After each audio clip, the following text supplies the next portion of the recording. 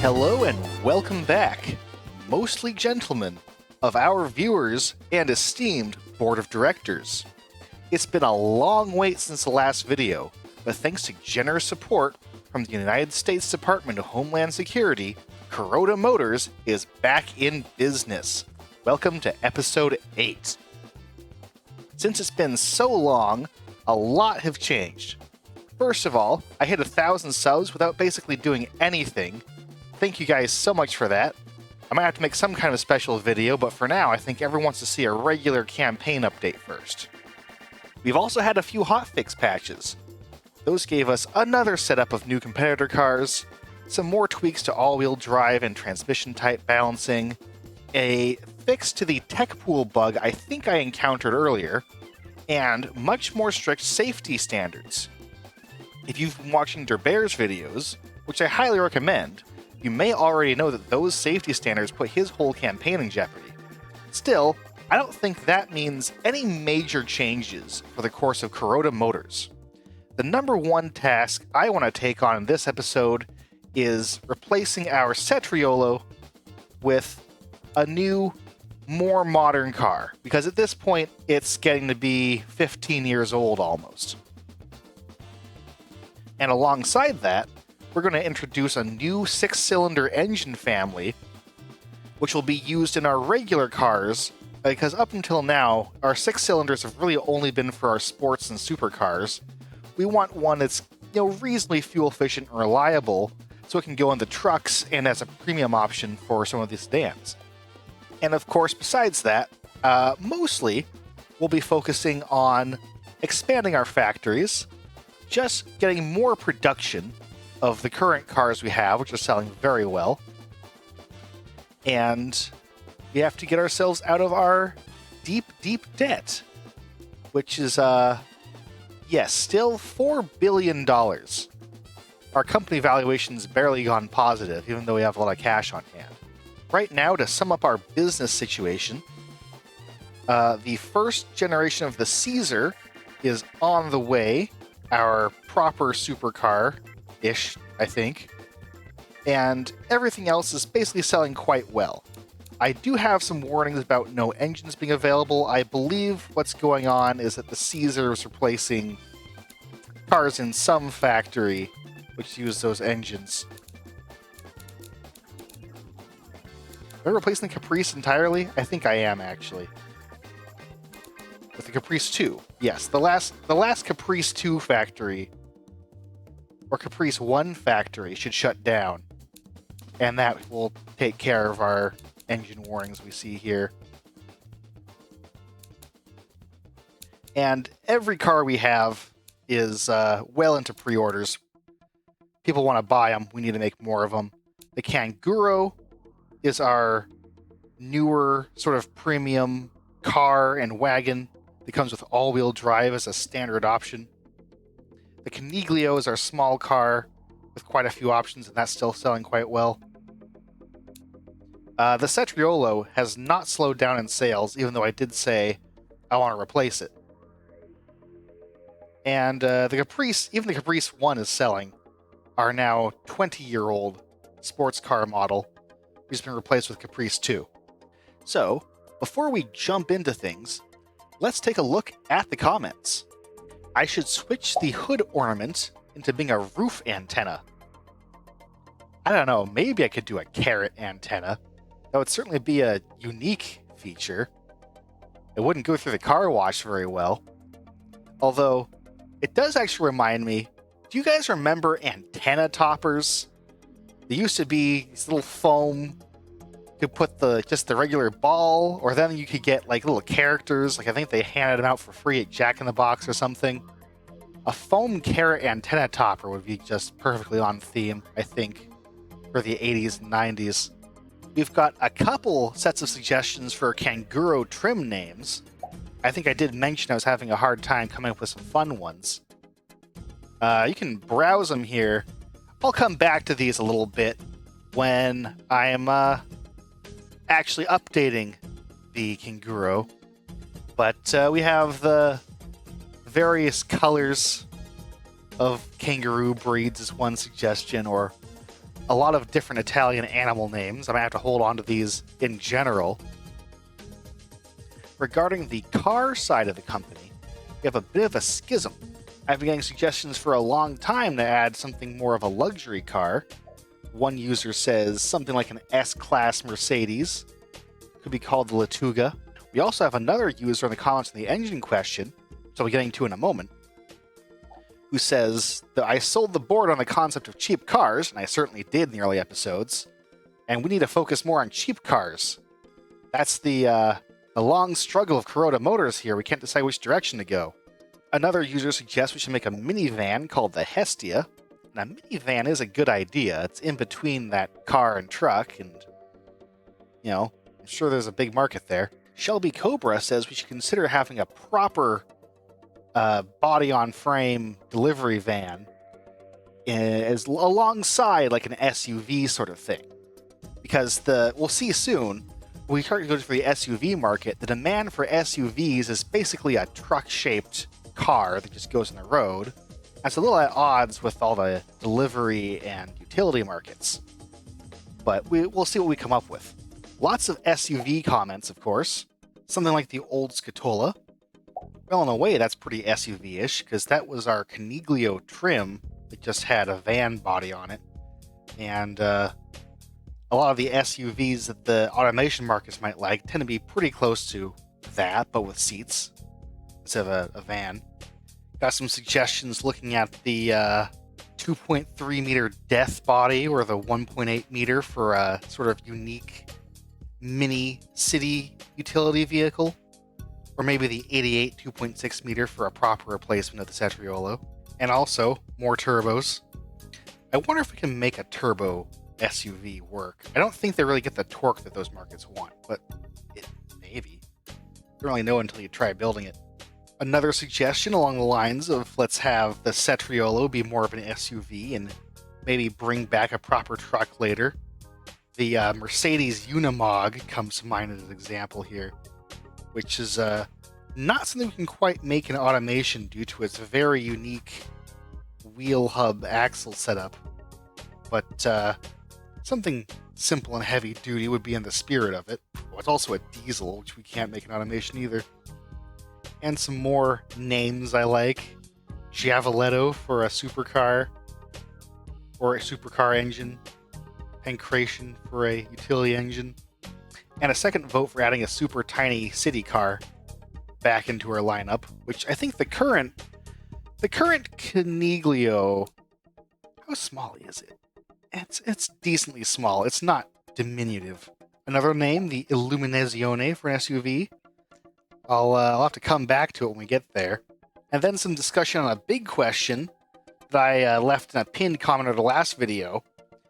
How should our normal 6-cylinder family be built for engines? And the votes are all generally in favor of an aluminum silicate block. And that's still a pretty modern material for us, but we've got some familiarity worked in. And it'll make emissions a lot easier to handle in the long term. It won't be great for power density, but it's not a super engine, so it's not a huge deal. Another board member says, why do we always go with a boxer? Go with a V next time, please. Well, for one, that's boring. Everyone does V engines, and boxers are quirky and unique. At least I think so.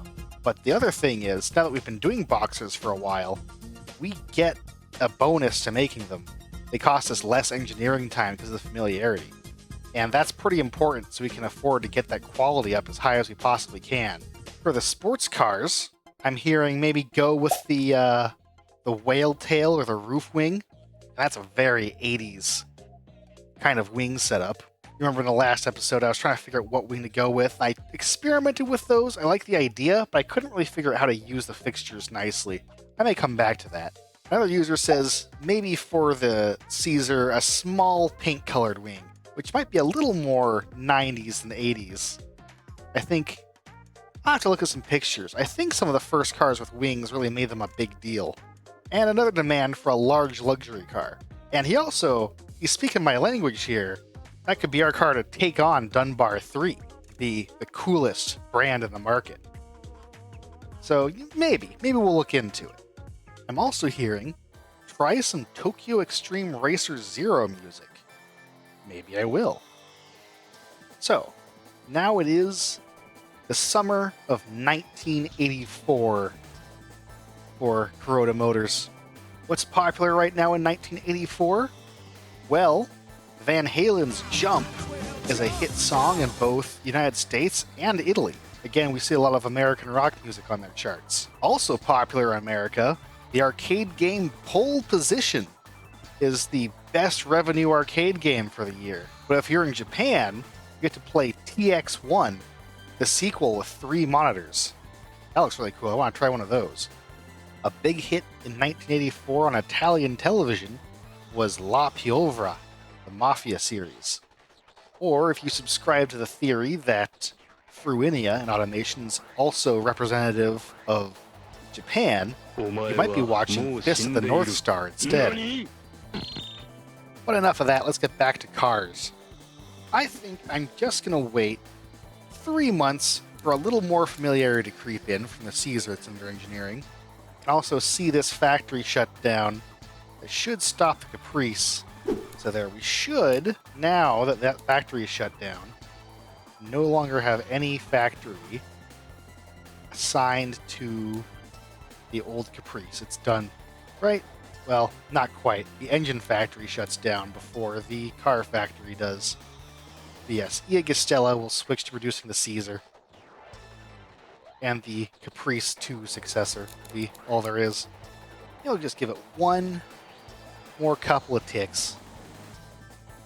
And in January 1985,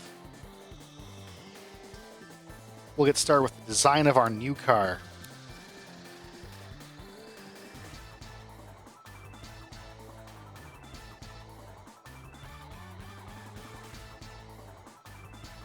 Based on the sport of pancration, I don't think this is correct, but a pancrator might be the participant in that mixed wrestling boxing sport.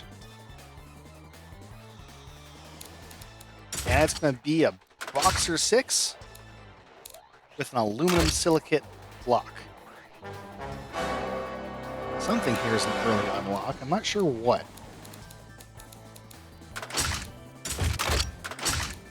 Oh, aluminum silicate altogether is an early unlock.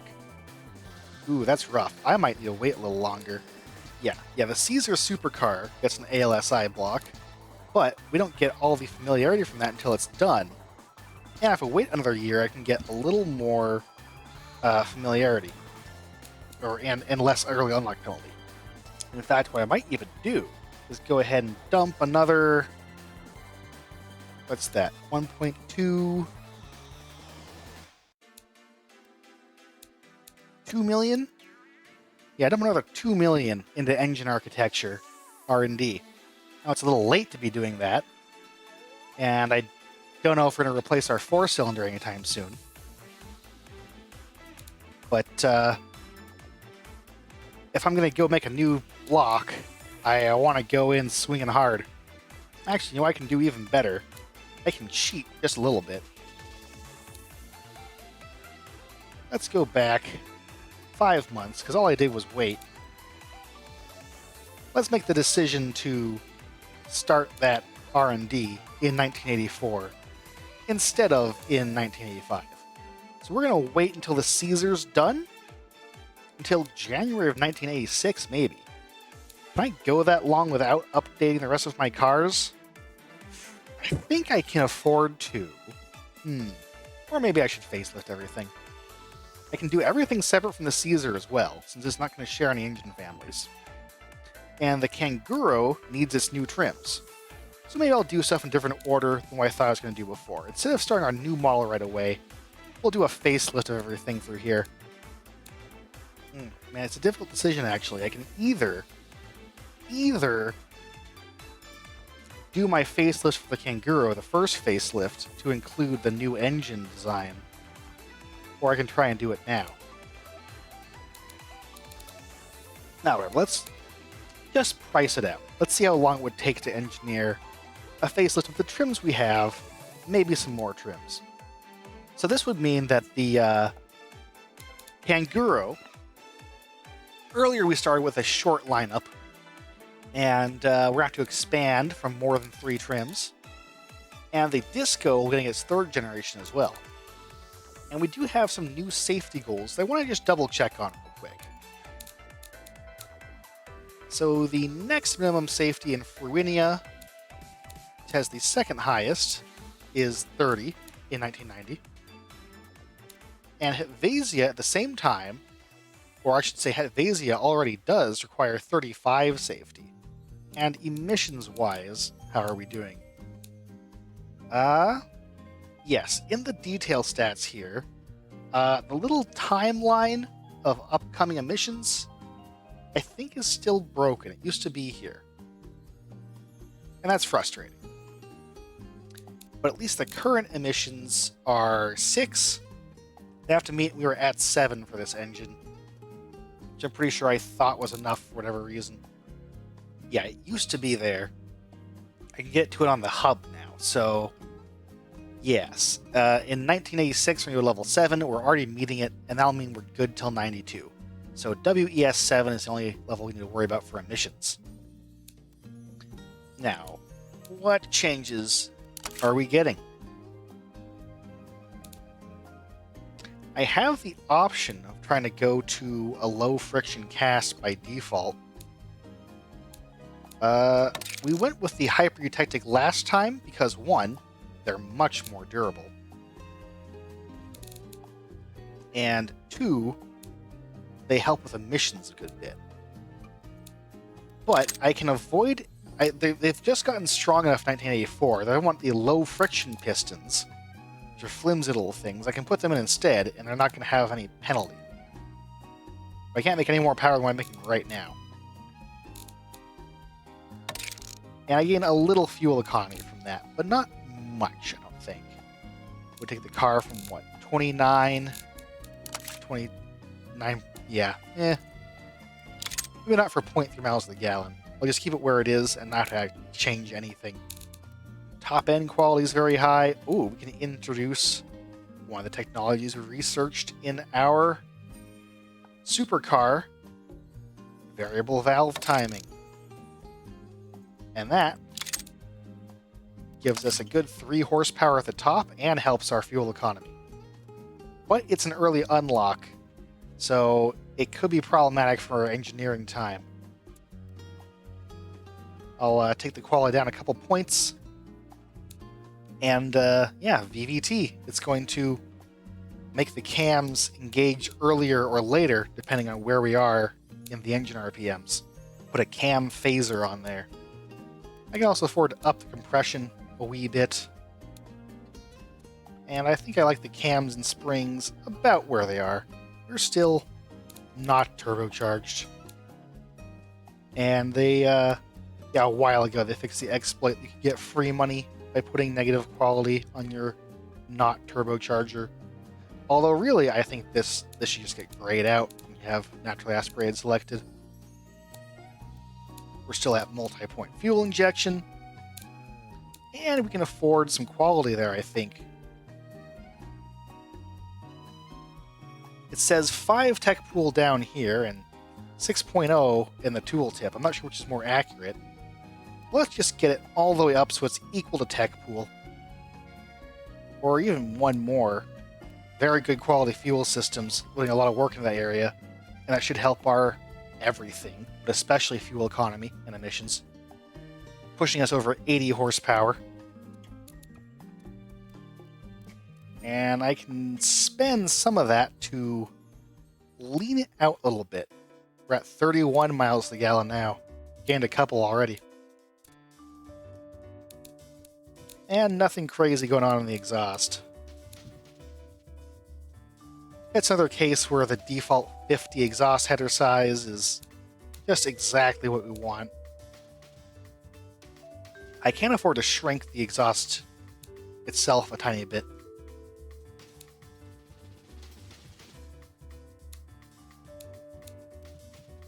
In terms of emissions numbers, we are getting a little worse. We failed level 7.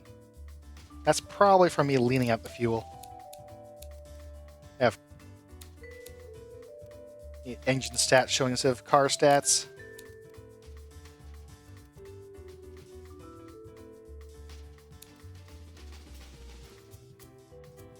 Yeah, where I thought I could take the fuel map leaner, I actually couldn't.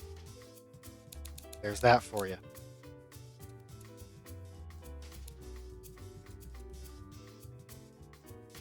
There, new aluminum material accepted. I think these engines are all, yeah, they're all cast block, but we can have aluminum covers, why not? That, well, it will leak, realistically. But we're saving weight, and we're using that new aluminum material we're experimenting so much with in our newer engines.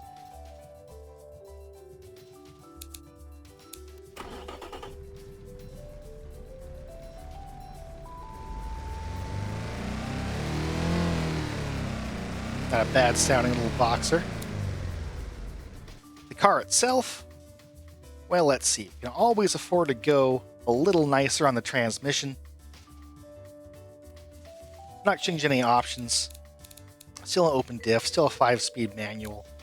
Still all-wheel drive, but we spent the big engineering on this when we built the car the first time. Now we can increase some quality. That's just going to have a little comfort, a little reliability. Tire size. We still like our 195/60 R16s. Can I go wider, narrower? I like where the handling's at.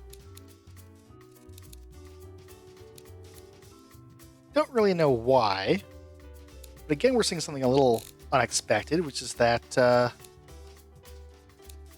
going to some wider tires is improving my fuel economy. I think the game still likes lower profile tires is what's going on. I don't think that's that terribly realistic. But if it doesn't cost me anything outrageous, and it doesn't cost me anything outrageous, I just took a check to be sure, then yeah, we can go with some wider, lower profile tires.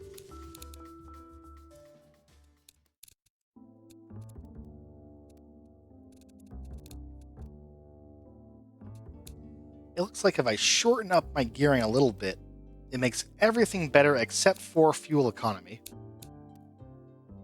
And I've managed to make me fail emissions somehow. But I think I can afford to do that, because the fuel economy has already improved a good bit. I like the little bit of sportiness in there. Yes, lots more aero quality. We've been spending R&D in that category, and it's time for it to pay off. Does that make our emissions come back? No. Not really sure where all of our NOx is coming from. I guess high gear here.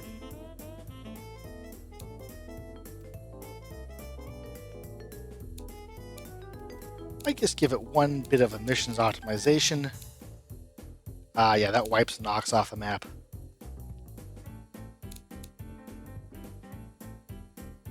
Heck, if I give it 2,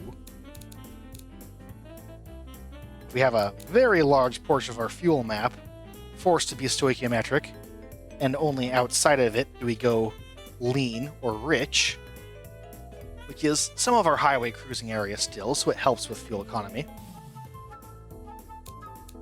And you will see, yeah, increasing the emissions optimization lost us 0.5 mile per gallon because we got rid of that lean zone. That boosts this car all the way to WES 8 emission standard. And what that's going to do is it's going to get us some tax credits. So, yeah, I'll take some government cash.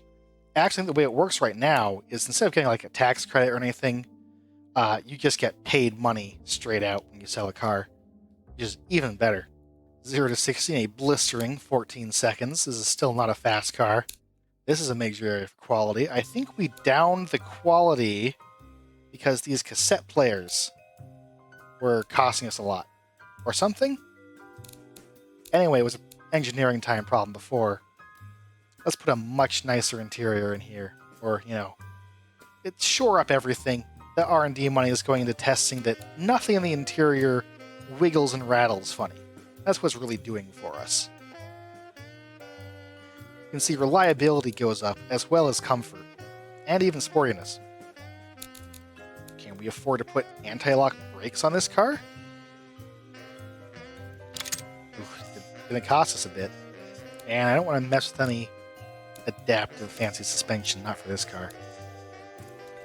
1 tick of rear toe to 0.05 helps correct the car back to understeering where we want it because of those wider tires we put on earlier. And if we just compare it now to last year's Coniglio Primo, what have we gained? 3 drivability, 2 sportiness, prestige, a little safety, a little reliability, a little fuel economy. Altogether, just a little bit better car. And I'll have to actually go design these things. But if I just jump in and out, I can see our actual engineering time, which is coming in at 23 months. About what we want. And actually, the far and away single biggest contributor to that is the driver assists. That's that anti-lock brakes. Aha. The entire drivability bonus came from that ABS. So it's a big deal, but it also hurts us on reliability.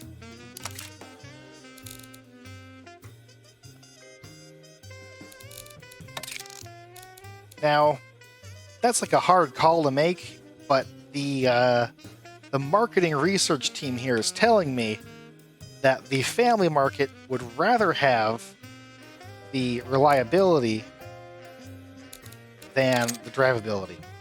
In other words, go ahead and leave the ABS off. And we'll put some quality into our hydraulic steering that we have. Now, while we're in here, I would also like to draw some attention to some new detail stats screens. I don't think we're all here before. First off is this, the weight display. The visual part is a work in progress. This was literally originally intended by developers to just be used for debugging, but they turned it on so we could see it. It's not very pretty. And it shows us the total center of gravity of the car and where all the weight sources are. I think that's pretty cool. Our reliability calculation. I think this is actually due to be changed. There's not like a base value for fixtures and stuff like that. Material costs breakdown, of which the interior is the biggest by far. Actually, it seems a little funny that the chassis costs, $65? You'd think that we'd spend a little more than that on the metal we use. Body panels are 100, suspension parts 500. Interesting. And engineering time. Ooh, actually, as I have frequently asked for, it seems to be showing these engineering time numbers we see up top here. Those seem to be the numbers that are actually used by the facelift. They take into account what we've already engineered, whether it's a new option or not. So they're different from the total engineering time number of 83 that we see down here. But then the sum total, it says, is 112, which is not how that's calculated. I'm not sure if it's just added these up instead of vector adding them or what. But that total number isn't useful, but I can still see what's contributing to my engineering time at least. Now, if we don't include the ABS, we have a base engineering time of just 3 months. And that means we have to spend basically all of our time budget on increasing these sliders, which will make our car cheaper to produce, more reliable, that sort of thing. That's because basically I haven't put a single new feature into this so far. It also means I can afford, though, if I want to add trims which will have new features. But first things first, let me synchronize the quality levels between all of these. I'll fast forward through that part.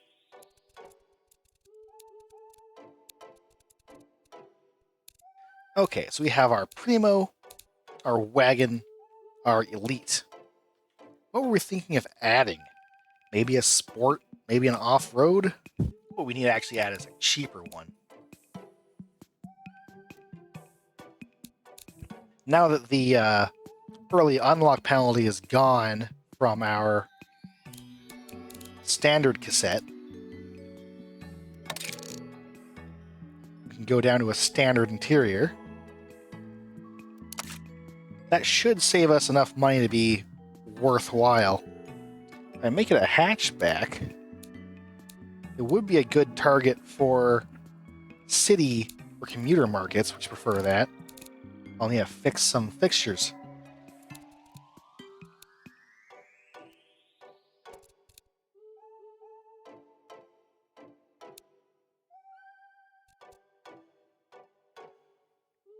Now, where else can I save a little money on this thing? Seems to have lost some fuel economy. I could try and make it front-wheel drive, although that actually might cost me more engineering time than it's worth.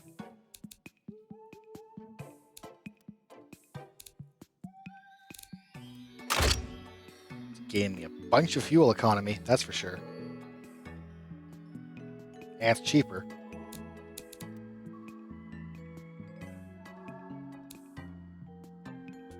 And it didn't completely destroy my engineering time, surprisingly.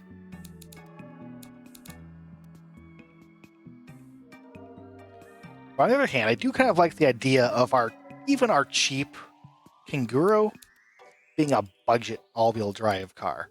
And it gives a lot of drivability stat, which is valuable. So I can stick with it where it is.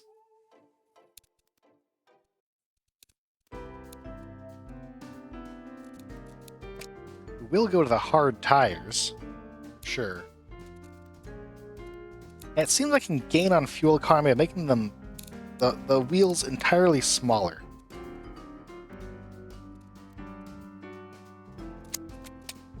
And I can even maybe go to Steelies. Last time I was playing around with that, I thought that the cost savings from the steel wheels were not worthwhile. And, wow, it really does save you $40 whole. The thing you actually gain with the Steelies is off-road rating, funny enough, although I don't think this really needs to do better off-road. This is just a cheap version of the car. Save a few bucks on smaller brakes. I've went to manual steering. It gives me a ton of sportiness, funny enough. It doesn't gain a lot in other areas, but I get a little bit of reliability. And even though this is our cheapo car, quality should remain high. But I think I can take a couple points off of just body quality. That might make it worth it to save... Yeah, I lose 0.2 reliability and some prestige and stuff. I think I actually save a little weight and a bit of production units.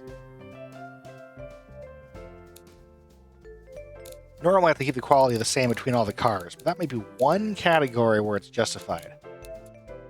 And one last sanity check to make sure I didn't blow up my engineering time, and I didn't. And I think traditionally our El Cheapo cars have been what? White?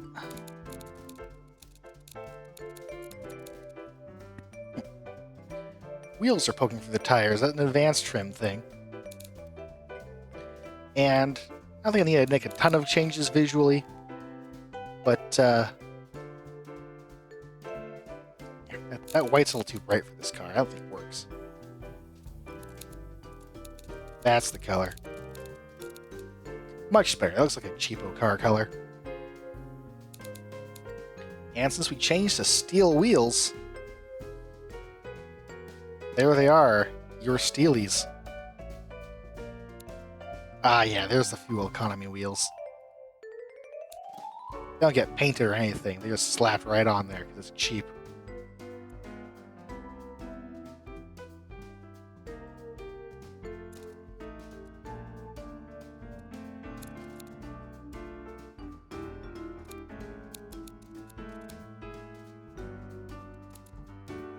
There, cheap car, cheap seats. That's how you know the difference.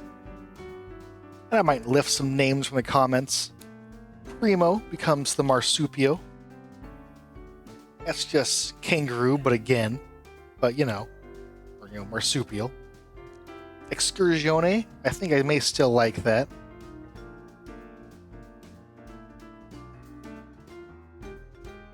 Or no, Elite. Elite becomes the Marsupio. Maybe the Primo can remain the Primo. And Senza Tasca without pocket. That's our smaller car that holds less and does less. It's appropriate. And let's see. Let me think here. Exactly how long do I want this to take? Because I kind of got my choice. I shouldn't dilly-dally too terribly long. But, man, if I give it a solid 24 months, that will get time for my research and development to catch up. So that might be what I do. Even if it means I'm delaying that new project by a lot. Oof, that VVT is hard to work into the engine. I don't know if I can get it done in 2 years without making some serious compromises. Do I have to cancel that? It's going to cost me a lot. I'll have to redesign the whole tune. It hurts. I want my VVT now. Well, let's see. What will this engine look like without VVT? Can I meet emissions? Do I have to make some other compromises? So VVT, straight to none.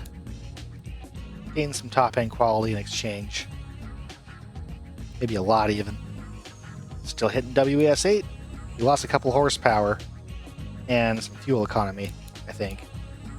But it's not the end of the world. I'll live without the VVT. Get that later. I guess my familiarity gain isn't complete at this stage for the VVT, because that might only be in the supercar engine again, which is not done yet. It's half done. And wow, without the VVT, that was the only thing that was an issue. It's, taken no time at all.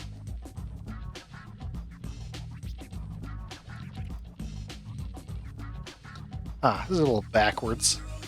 Because there's a direct time factor, I guess, in the total cost. There can be a point where I take my funding down, and the cost goes up. Watch that. That's just crazy.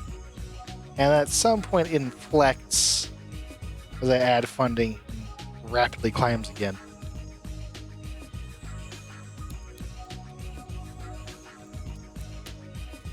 And of course, it's always one of those situations where I have to update every single car that uses this engine, so it'll be a quick pass through our existing models as well.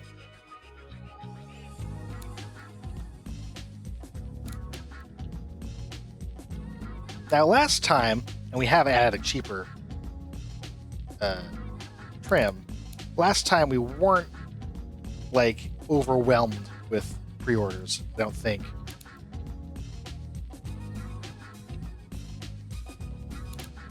So I may actually hold off making the Canguro's factory bigger. The other cars are bigger sellers.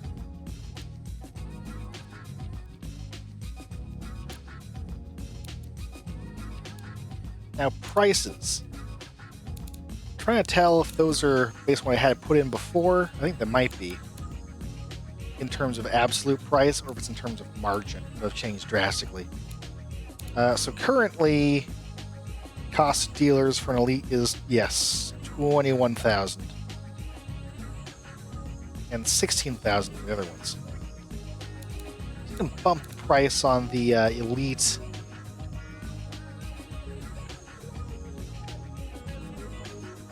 Maybe keep the other ones close to where they are.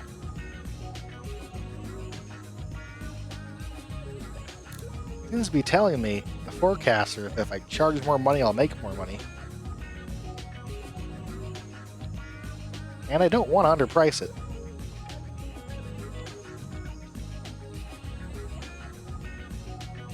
But I do have a pretty cheap price on the cheapest version.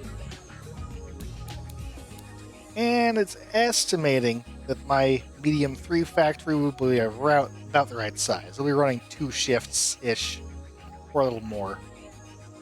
And that leads us to another fun car to give an update to. the Caprese 2. And the biggest change that we came up with last time was that we need some aerodynamic features. Sports cars with wings are definitely a big 80s thing, and it's time for us to get with the trends. So new Disco Sport, what can we do here? We can hit WES 8 with just a little emissions optimization. It actually seems to be easier to do on our rich running sport engine than it does on our lean running standard engine, pass emissions. Would I go to 7 on a fuel system in the other one? I think I might have. That'll definitely help us. Still regular fuel, bigger manifold.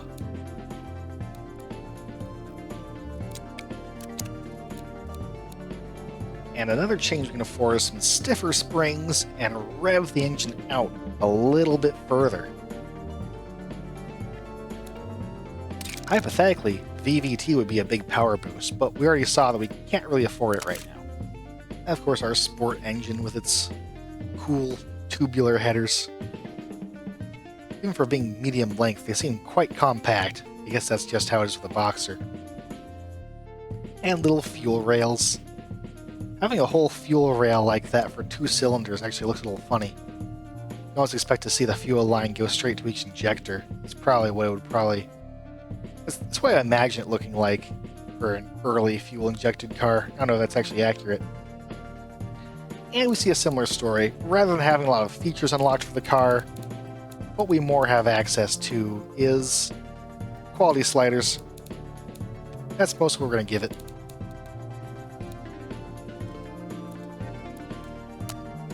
ABS could be an option for these cars, but big change is going to be an aerodynamic fixture. So does this car actually need a wing? I know it felt like it did in BeamNG. Fast steering says it doesn't.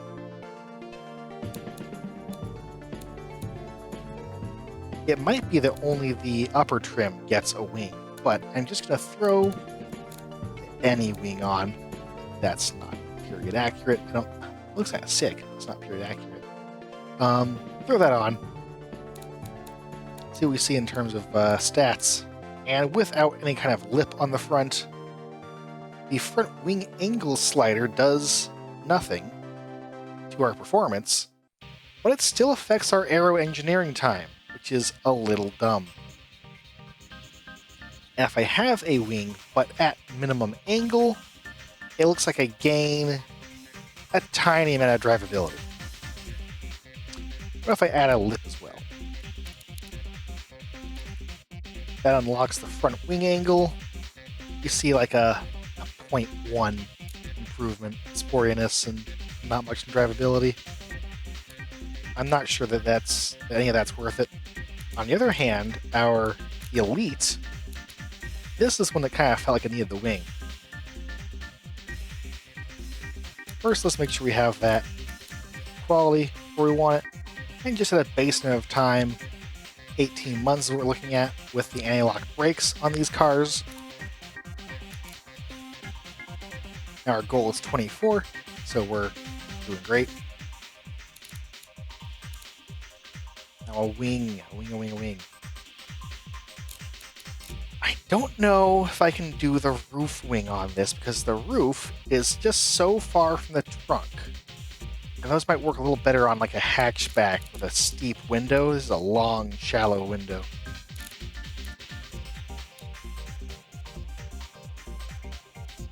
It's not entirely clear how this is meant to be used.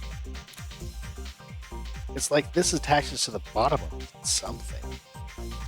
It just didn't have the entire middle part. You could attach to the pillars. But we're kind of left with that ends up like inside the vehicle. Since we're rear-engined, I can also just steal Porsche whale tail. That includes like ventilation going in.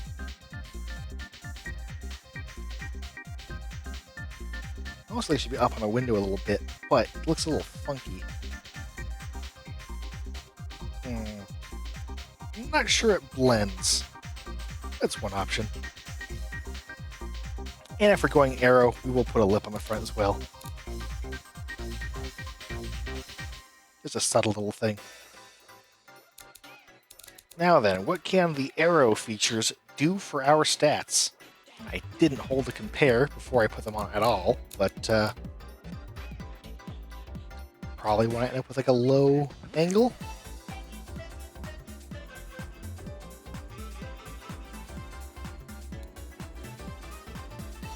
Well, we find a little more drivability and giving it some more rear wing angle.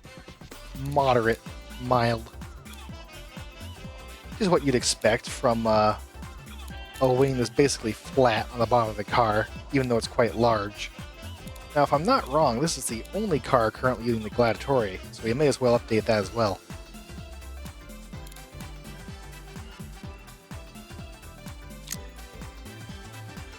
And now I wonder, can I engineer the Gladiatore in a reasonable amount of time with VVT? And the answer is no way, no how. Not gonna happen, right? If I spend a few million, cut reliability, I can get something to happen. And I might as well get some bonus VVT familiarity in for the price of a few $1,000,000. So there, the Elite Caprese 2 gets a wing. It's probably going to get a wing before our supercar does, which is a little funny. Alright, so we slapped VVT on there. What else can we change about the Gladiatore? Emissions are, once again, not a problem for our sports engines for whatever reason. Compression's way down. I don't know why that is. Maybe I was trying to set for a turbo and forgot to bring it back. That's probably what it is, actually. I was just leaving power and efficiency right on the table. Well, emissions are down to 7, but that's fine. Still good for a few years.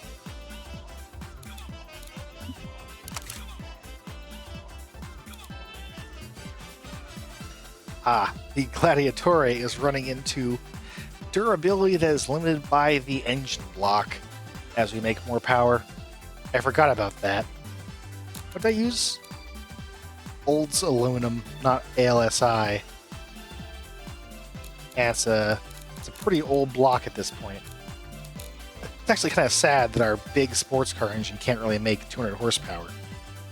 I'd probably be better off trying to frickin' turbo our normal engine, but I think that might be an engineering time problem. Yes. Yes, that becomes an engineering time problem. It might be solvable, but I'm not gonna worry about it. We've really updated the old Gladiatore way too many times by now. I probably wouldn't even be bothering if I couldn't fit that VVT in there. Where's forged medium when you need it? And just bring the quality up from -5 to 0, I guess. Or no, I figured last time I liked it more the other way. It works out being weirdly cheaper. Just kind of throw together some crappy pistons that are heavier than they need to be. And we haven't limited by the block anyway, they're still strong enough. One of the things that was implemented in the patch, which was not in before, is that quality relates to familiarity gain relative to tech pool. So if I put in an equal or more quality for a system, it gets me more familiarity. So I might as well crank that and get whatever I can afford. Ooh, failing safety standard. That's not great. What's my safety at for this car? 30. Less than 30. So it's 35 in Hitvasia and 30 in Fruinia. We're at 29.6. So I need to either upgrade these suckers to advanced. So why am I on 70s anyway? I can be on 80s. If we go to advanced 80s, I better do it too, because, you know, it does take a lot of safety to get a car to pass if it's got fiberglass body panels. They hurt you a lot on that compared to steel. So they're going straight from standard 70s all the way to advanced 80s safety. We'll see what that costs us. Gain some power, I don't think I need to tweak the handling much any. It's pretty good where it is. And the Primo can get the same safety treatment.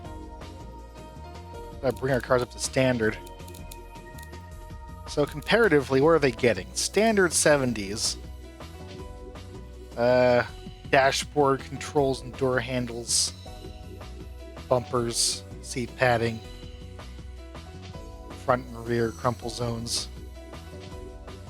Shoulder seat belts. Whereas advanced 80s,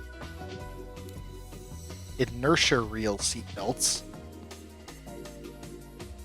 I guess that's what every car has now, because you move too forward and they go all clicky. Whereas regular seat belts, what? You had to tighten them up before? I'm not really sure. Reinforcement of pillars, firewall, sills. The steering wheel gets an airbag and collapsible steering column. Inertia switch shuts off the fuel pump in an accident. Let's see, do we have... Does that look like an airbag steering wheel to you? I kind of feel like it might. Which, I guess it shouldn't already. Maybe it doesn't. I don't know. Do I need to just put in the fattest airbag steering wheel to represent my newfound safety? Yeah, SRS airbag. That's the real shit. I need the ability to copy one fixture at a time between cars. That'd be pretty cool.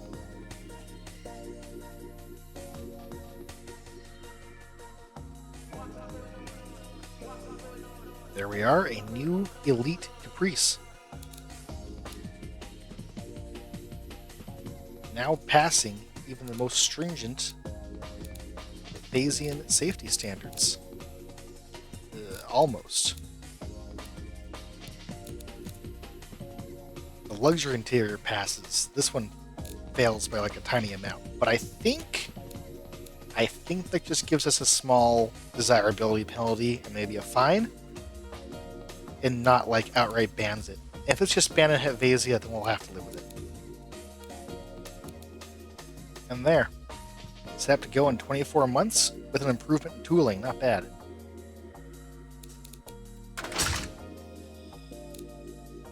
I might scale up the Caprice factory a little bit. It seems to be popular.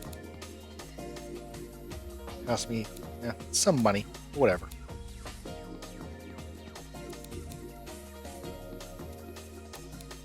Making good margins. It's a pretty cheap sport car, though. $19,000 at your Caprice 2 Primo. With, like 110 horsepower, but still, not bad. Now it's time to find out how much more reasonably does our Caprice 2 Elite handle with this big old ducktail wing on there. It's still kind of ugly. I'm not sure I chose the right wing, but it's at least less ugly than an old grill we had in the back. Wow. Alright, so let's see if it spins out on me as much.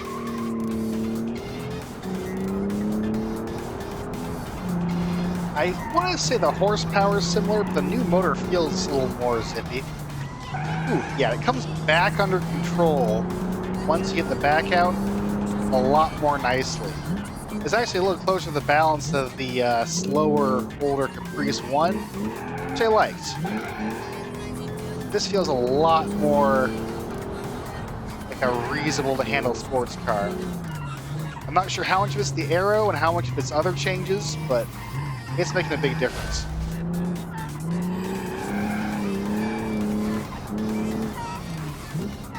Oops. A little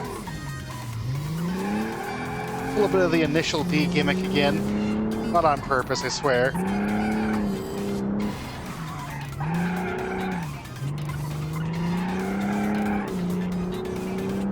Oh yeah, it feels like if I want to, I can put the back out, but it comes back as soon as I let off the throttle and starts steering the other way. Whereas before, once it started to go too far, you just weren't getting it back. A lot more intuitive to drive. And the torque is there to get the back out as much as I want to.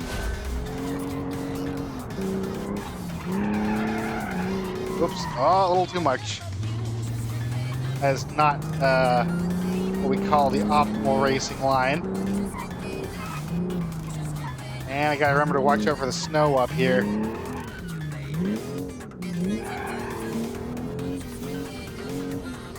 I like this route for sports cars because it reminds you what the car handles like in conditions that aren't ideal for a racetrack.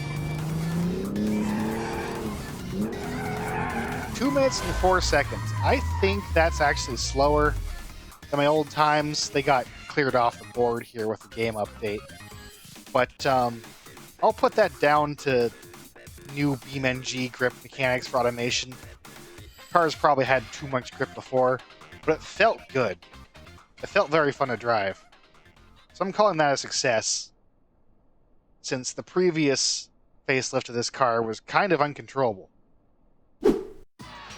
And because there will be new engines going around, we have to update the Cetriolo, even though I'm planning to replace it soon.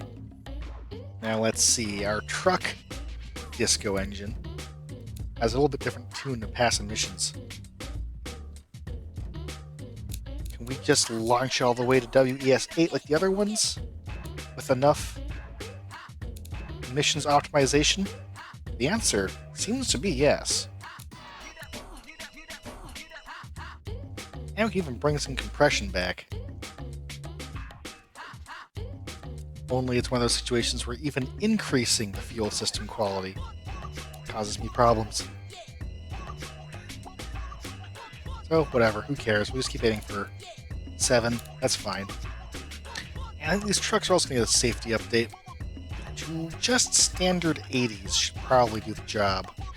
Ooh, yeah, the Accompamento with the new game update was not meeting Fruity and safety standards. With all those seats in there. So that needs some safety. It still doesn't meet Havasian standards, but we'll have to live with that for now, I think. A newer chassis will help a lot. Not too much to improve upon there. These things are selling like hotcakes. Don't know if I can afford to make a bigger... a lot of vehicles. It'll cost us $500 million. I'm honestly struggling now if I want to, replace these with an SUV or not. Because they sell so good. I may end up having to, make a proper truck right away. And price increases are coming. Another benefit of not upgrading the factory is we don't have to shut down the factory very long. And that just leaves the Coniglio. Which had a long faceless last time, and now it's just getting a little mini facelift. Arrabiata gets the new Sport C engine, and a little improvement in sportiness. Blistering fast, 9.3 seconds, 0 to 60.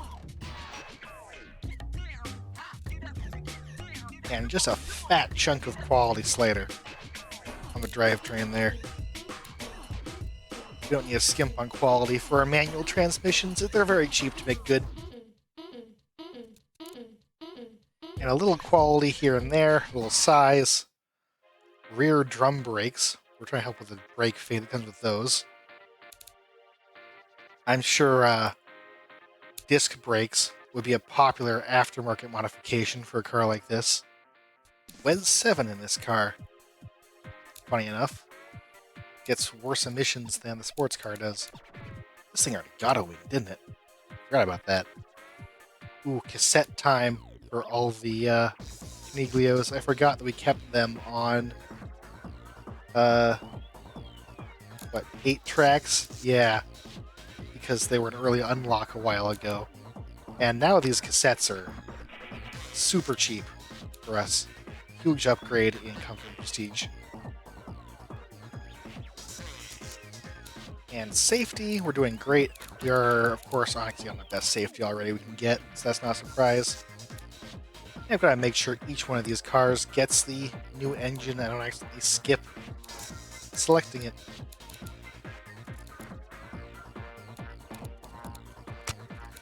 35 miles per gallon. Looking pretty good on these things. Ooh. Standard cassette. Still an early unlock. It's a little annoying. I did put a standard cassette in,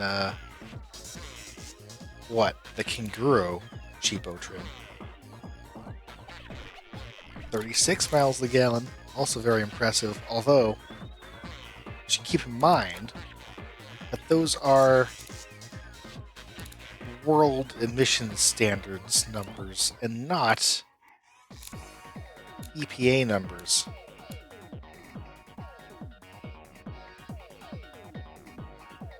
Under US EPA standards, this car would get only 33 miles per gallon. So there's something to keep in mind, actually, when you're looking at your fuel economy numbers in automation. They're a little inflated just based on the fact that the emissions testing is based around this European standard, but you're probably used to seeing American standard gasoline consumption numbers, and they do simulate that test, and yeah, it gets lower fuel economy. But the number you see in the designer is always going to be that other one, so it's about 10-15% higher depending. So I'm looking at maybe making one of my two factories building the Coniglio a large factory. And that's going to be a huge financial investment for us. And I'm going to have to pay my workers more if I want to hire enough. So there, more cars. Not necessarily more affordable, because I've priced them according to the forecast, and it says I should raise my prices. And again, we're going on the same save file, but we've got a new batch of competitor cars and some balance changes, so that could be some what's behind that, too.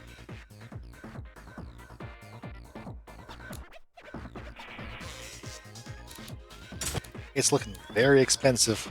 That might be all the factory expansion we can afford right now. Do I want another $1 billion loan? Maybe I do. At least it's getting us an okay interest rate. Make a save file, and take out the loan. Cover half only of our costs here. Took me a while, but it's only a small refresh. 24 months, and then our supercar will be on the market. Our R&D will be a little more mature. Yeah, I got engine architecture going to +5. In anticipation of that big 6-cylinder development we want to do. Get a little interior. Need some driver assist R&D too. Yeah, it's hard to pick. Setting 1 point in a lot of places costs $1 million or more.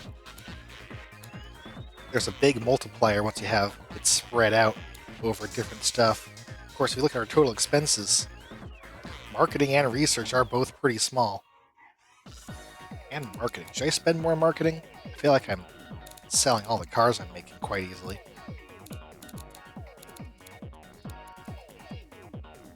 Start investing in off-road marketing everywhere. I'm going to start selling SUVs.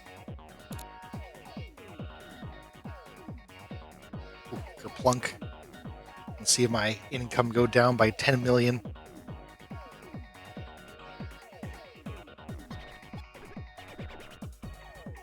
What's going on? We have some Canguros in stock. Coniglios are still pretty heavily pre-ordered, so I think I made the right decision giving them a large factory. Cetriolos are still pretty heavily pre-ordered. And Caprese ones, I think, have finally stopped production for real. And they're almost off here. We're going to have to pay back some pre-orders. Factories are being overworked. That's going to happen while only some of them are in upgrade state, and others are just trying to run without the remaining one. Caesar A has completed engineering. Alright. How well is that going to sell? Dealer price $75,000, customer price $80,000. We have to cut prices. Ooh, and naturally, we're now losing some money. Because factories are in construction. It interrupts our production, and I didn't take out a loan to cover all the factory construction costs. So something's coming out of our savings. Ooh. 1 month off of our new factories. We're apparently still losing money. While we can see it's getting better, I'd like to see that turn around. Yes, okay, we are barely profitable. I think whatever big project we take on next, we'll have to take out a large loan for, unfortunately. What's our total debt? 3.7 billion. We've paid off less than 10% of our total debt in the last 2 years because we took on some more debt, and I take out long loans that take a while to pay off. Total company valuation, negative 1.3 billion. F credit score. Oof. I don't know if I can start a large project right now. Hasn't been a few hours. God, it's 5 o'clock. What the fuck? I barely did anything.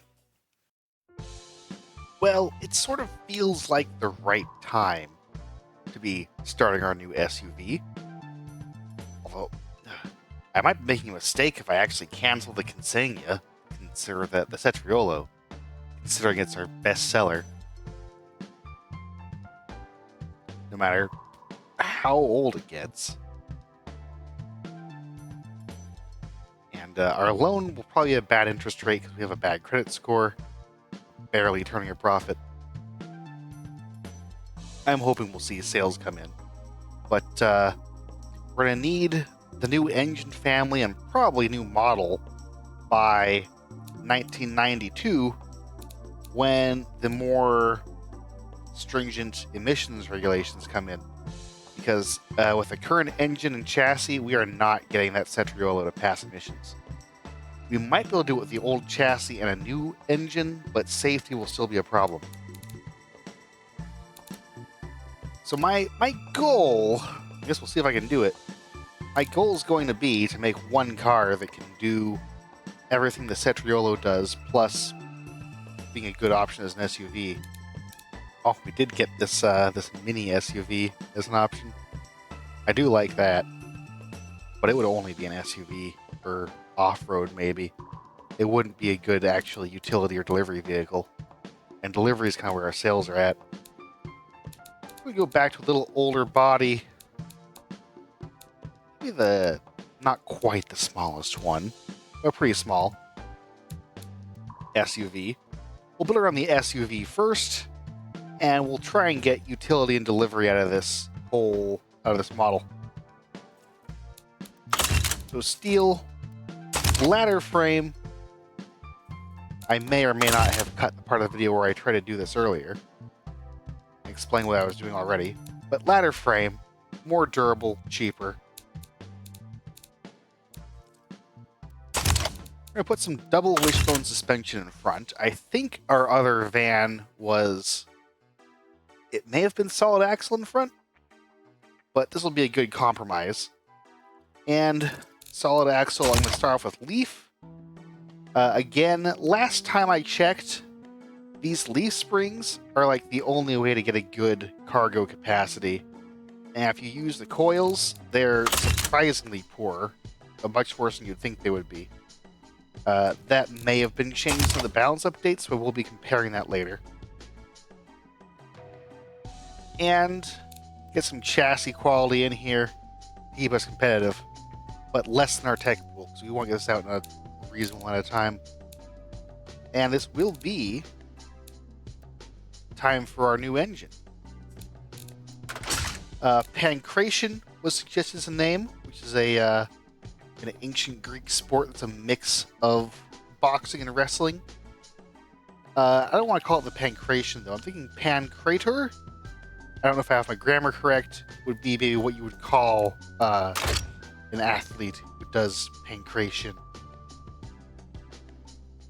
And as voted, aluminum silicate material, heavy block type. To say closed deck.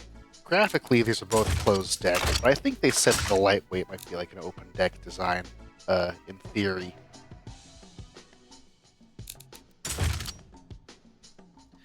Dual overhead cam. 2 or 4 valves. That's a question. I might keep with 2 valves, but we will see what the engineering time looks like. And we're not taking so much of a hit on early unlock, and we have more tech pool compared to when I was messing with this earlier. So waiting a little while, a couple years, is actually probably going to help us a lot in that regard. and help us keep this engine family around for a long time. And as we said before, the benefit of ALSI is mainly that emissions, but also weight. And that's what most modern aluminum blocks are made of, is this aluminum silicate. And before that, aluminum was more of just a thing for exotic cars. It wasn't as reliable.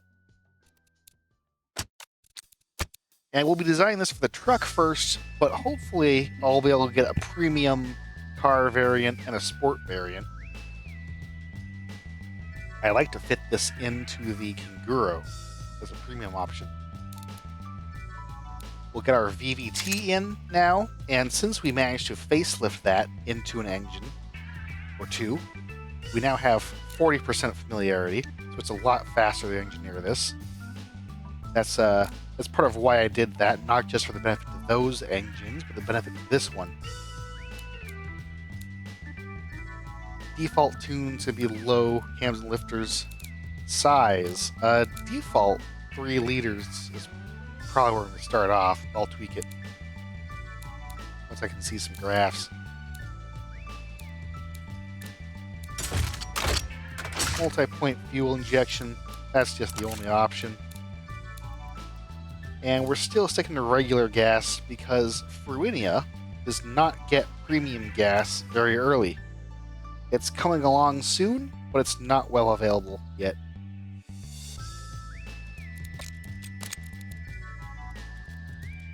And that's making the 3 liter 140 horsepower right off the bat.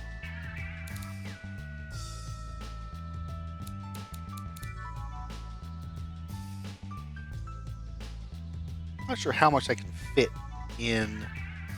Like this will fit a huge engine, this car. But in the like Canguro and stuff, I don't know how big I can go. And it looks like this block should be good for 300 some horsepower, which is good. And if we need to make more horsepower, we'll have to underbore it. But you know, we can turbo or something to get the power back. I'll even make it a 3.1 liter. Extra huge and luxurious. Conrods don't like it though. And well, let's see. We've been investing in all-wheel drive systems.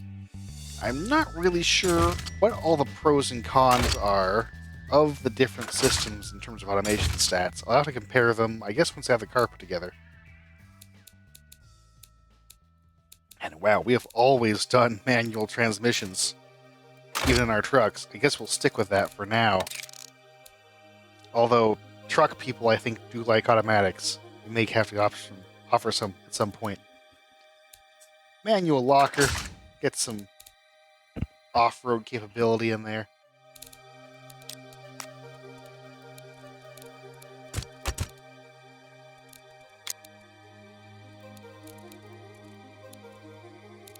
Drum brakes in the rear, skid tray. Was this the seating setup that we liked the most last time for our Accompamento, our passenger SUV? I think it was.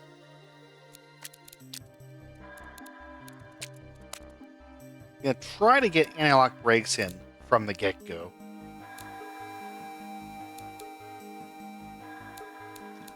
And standard safety if I can manage it.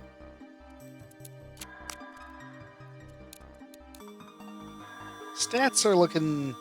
I'm not sure I have a clear target with this build in terms of my audience. Let's see, right now I have a load capacity of 884 kilograms. What if I go to the more comfortable coil spring rear? Yeah, it just gets cut straight in half. If I want this thing to be a serious delivery vehicle, it's got to have the leaf springs. So what are we missing in terms of utility sport? Sportiness, which is antithetical to off-road ability. Do they like off-road much? I like it a little bit. Compared to competitors, where are we behind? In safety by a lot. We need the best safety we can get. This is going to be a good passenger vehicle.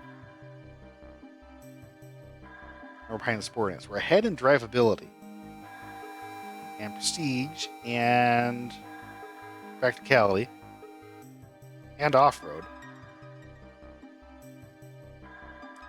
They also like power, which are doing fine. Towing capacity, which are doing fine. I think the calculations for towing capacity are still kind of weird, but whatever. And driver height.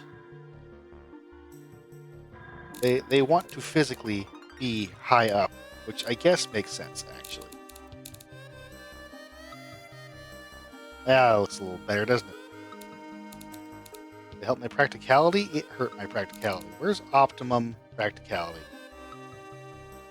It is down low. You gotta slam this thing. It looks funny. Just make it easy to get in and out of. What do they care about the most? Drivability, prestige, comfort, reliability, and utility. Utility tires barely help. I don't think they'll bother. We want alloys. Because they help with prestige, right?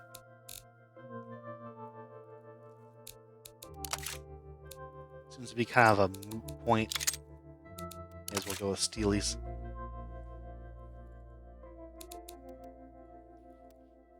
I gotta get that body quality up, don't I? That's a big reliability source and prestige source. Well-built body. Definitely matters. Got some 18-inch 75 profiles. Doing okay on traction? I think the answer is yes. The thing is, I think the utility sport is really at odds with those rear leaf springs. Which, honestly, in the 80s, that was good enough for a so-called luxury car in the United States. But, here, we don't like them at all. Automation hates the leaf springs. Hell, even Mercedes still had some leaf springs hanging around by at least the 70s. I think they were gone by now.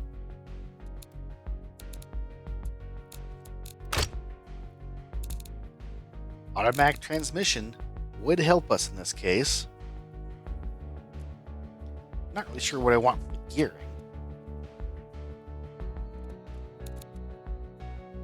Huh.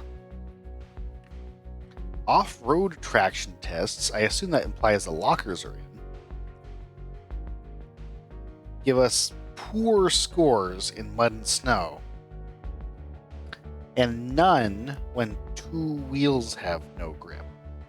I'm guessing that this helical, it's like limited slip, but you gotta have at least one wheel front and back on the ground. What's this on demand? What's that do?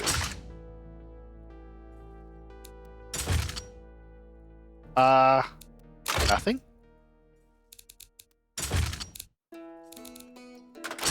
It loses me 0.1 miles to the gallon.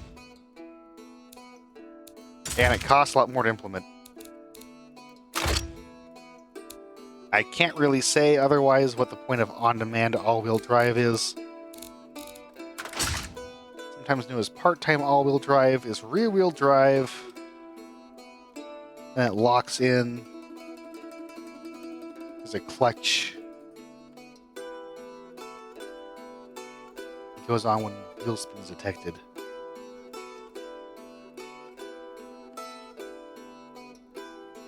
In theory, it should be better than fuel economy. That makes sense, but in my car, it's not. So the helical's still by far the best we can do in terms of all-wheel drive. If I go full 4x4, utility sport and family and passenger fleet, they all hate it because it's just not as drivable. It's not as comfortable.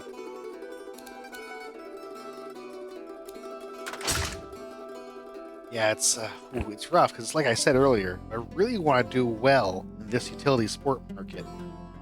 What I want is not a luxury trim of a truck, but just a car with a truck body. It's gotta have big wheels for the prestige and stuff. This looks like a nice fitment. All the way to 215/80 R18. Which is just huge, by the way. Drum discs or drum brakes and back are not going to do it. We will go to vented discs all around. And they are going to be big. It's okay to have it pretty overbraked because we have ABS. We're starting to look okay. Where normalized desirability, we want it to be over 100% for a new car for sure. Affordability is reasonable looking. I need to go to my markets and just take out weird ones like Deluha and Arcana.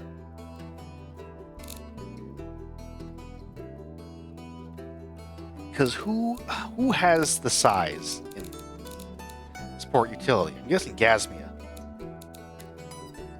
Demographic sizes. Yeah, utility sport and premium. Less than 10,000 in Gasmia. None in Hetvasia. None in Fruinia. None in Deluha. Yeah, there's a chunk in Arcana, but I think they have a very low budget. This is a Gasmian car that we're trying to build here.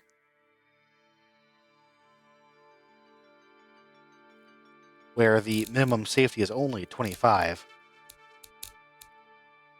Can I go to advanced safety? I need to do that. Because even though the minimums aren't serious, the desirability is strong for it. Man, competitors are getting 47 safety. That has to be on a unibody. Because body on frame is considered much worse in automation.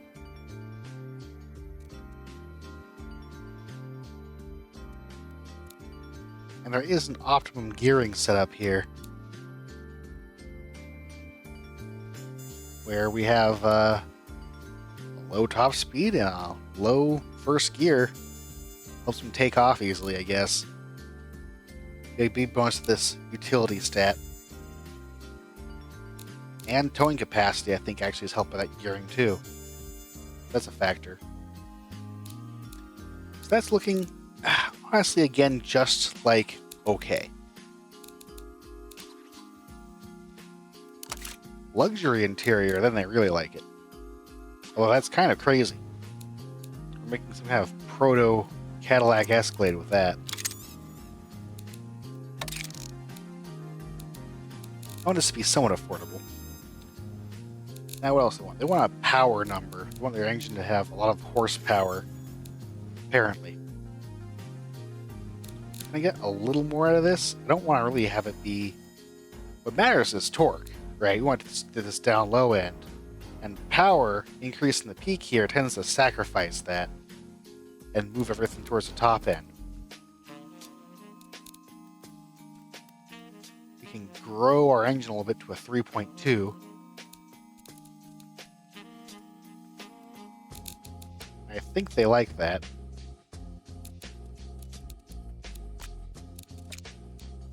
If I go to a mid-range intake manifold, you see a big jump in power at the peak, but a loss in peak torque and low-end power, which is what our, utility and stuff is going to want.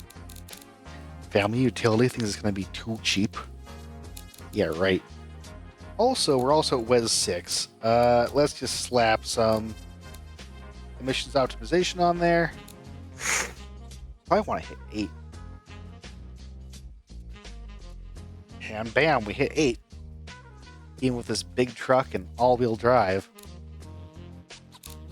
I think we're looking all right. Off-road doesn't like this vehicle because it has too many seats for them.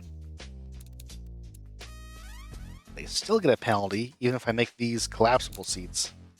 I thought that wasn't how it worked. I thought it would count, with the seats down if that's all they want. Off-road suddenly loves it if I take the back seats out. That's really frustrating me. I'd love to be hitting that market with just some fold-down seats. I could go with a 5-seat setup like this. It hurts my practicality a lot, which is a major stat for them. But they also seem to just like it overall.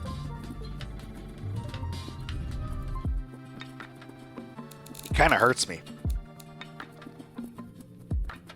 Well, now I see a penalty.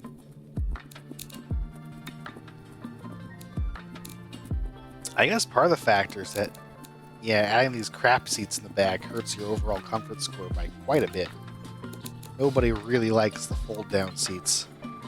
So 5 seats seems to be the optimal. The back's just a cargo space. Not quite the cool take your family and your friends appeal of the old Accompanimento. But it's cheaper. I could have a luxury version, and I love that in theory. So engineering time is looking great for the vehicle. What about the engine? Not too bad. With family as the primary driver. And a little bit of fuel system, the rest just doesn't matter. Now I do want to consider a little bit if I'm capable of going to 4 valves with this sucker to make it a really high-tech engine.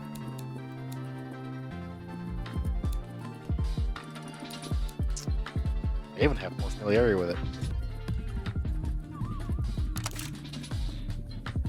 Would add a lot of power and a lot of torque adding those valves. And only hurt my reliability a bit. What then does my engineering time look like? Lower overall. So it's gonna be 4 valves for sure. Do I dare even add overall quality?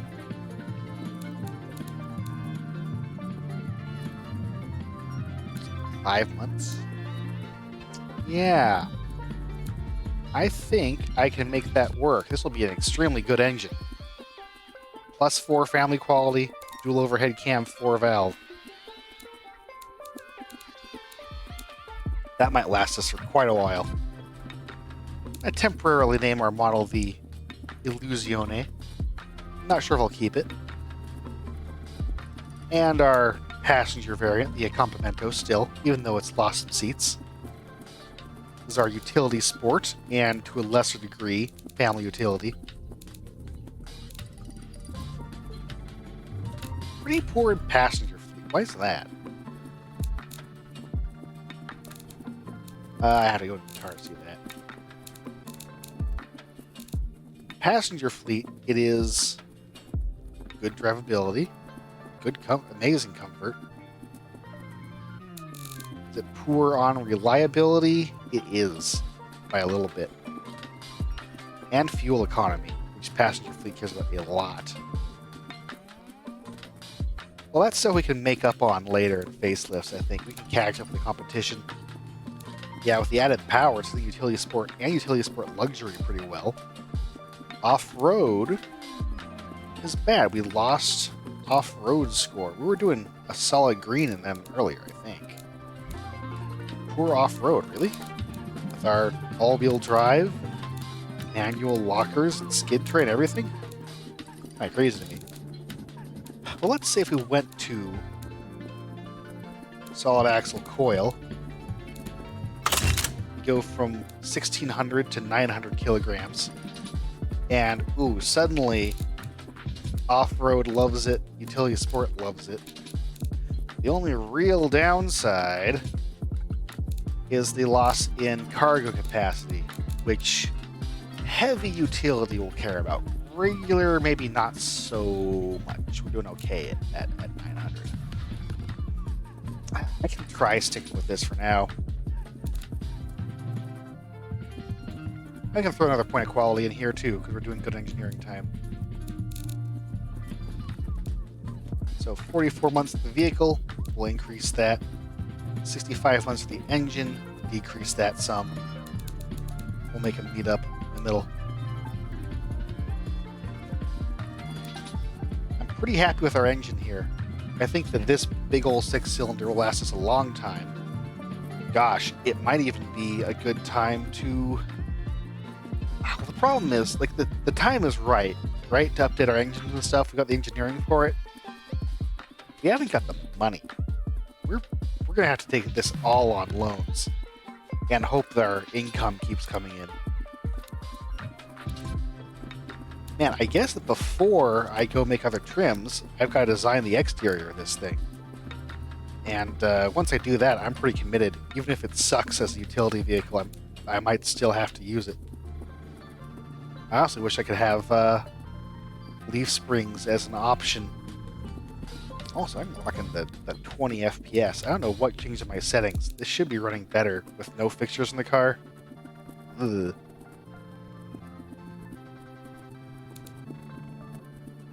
I will pause it for a minute, and I'll figure out the visual design. Hey guys, pardon the different mic. Here's the visual design for the Illuzione. I'm recording this later, so I don't really remember exactly what my whole plan was. But I looked up reference pictures, and of course, the body we've chosen here is very distinctly that of a Range Rover. And of course, although the design year in this is 1986, we know it's going to be coming out in about 1991, 1992. And of course, we have, the body tech and stuff. It's not like we should be behind. So that's the kind of thing that I'm going for. It's an early 90s or very late 80s SUV. So I looked obviously at like a 91 Land Rover. And I also looked at like the Toyota 4Runner. Mitsubishi Montero has this plastic cladding that I kind of like, sort of a distinct feature of 90s cars, when I guess that the whole concept of the plastic molded bumpers was still kind of in their awkward phase, or maybe they didn't have an easy time matching the paint between the metal panels and the plastic panels. So they would really show off that plastic like it's a new feature, making a different color, and they'd bring it through the design all the way across the sides to the back. And I know like the Lexuses and Subarus of that era had that too, so I kind of like that.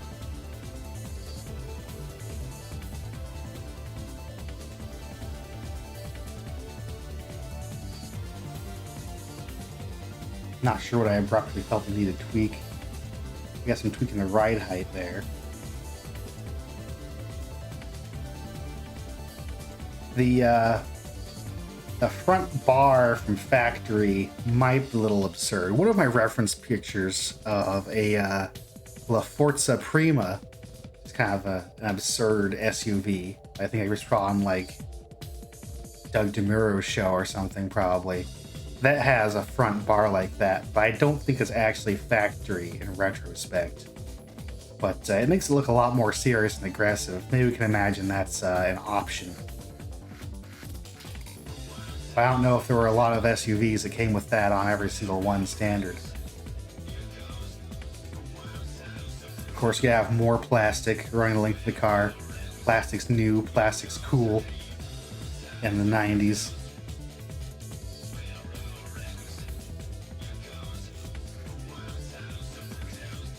I think I spent a minute deciding whether I should make that follow the not level window line instead of leave it level.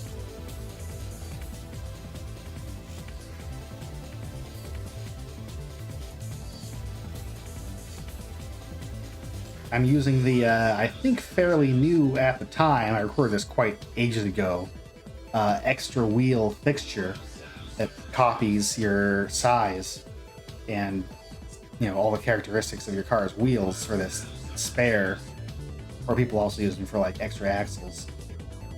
I really like the asymmetric design. I'm trying to think.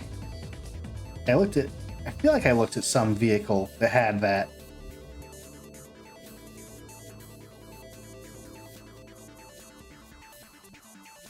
And we of course gotta have the roof rack bars. Those have been on almost all the Carota cars. I'd be remiss if they weren't on the SUV. Oh yeah, and the offset badge is also something I really love. It goes well with the asymmetric design, I think.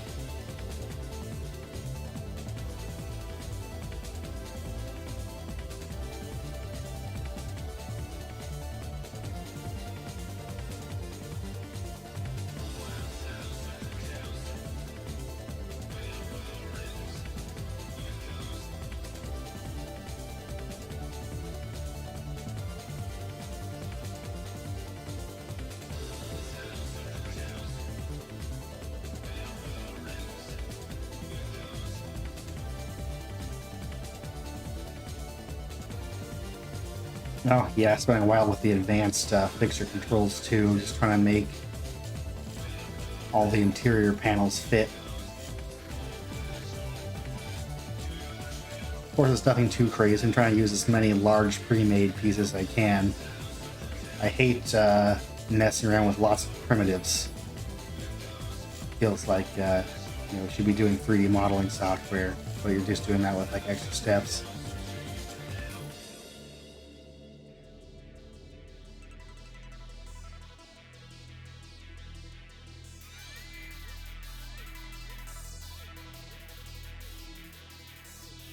For the SUV, I think I want the interior design to really show off that there is space in the vehicle.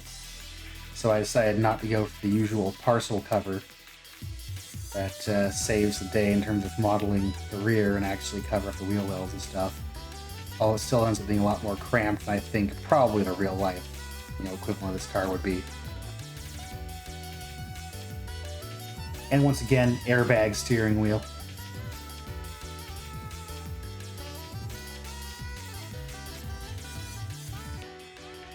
That's relevant to our safety. It's a pretty distinctive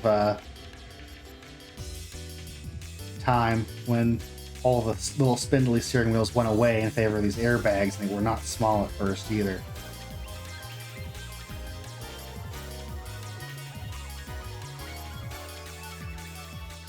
So of course, I made a few design changes other than just visuals while I was doing that, because I messed with the tire sizes. And most of all, I also switched us to all-terrain tread, and that is going to give us what looks like a pretty good spread between the utility sport market and the off-road market. So we have an actual audience for this car in its initial trim with the coil spring rear, and we'll see who else we can sell it to. So we started off with the kind of passenger off-road, that is utility sport. And what else we have? We got a convertible SUV. I don't think anyone actually wants to buy these. Got a pickup truck and a weird four-door pickup truck. I wonder if that hits utility very well. They prefer the bigger bed with two doors, though. Maybe a little less so. Yeah, that drastic difference in bed size doesn't make much difference to the utility stat. So the four-door pickup actually makes a lot more sense, it seems like.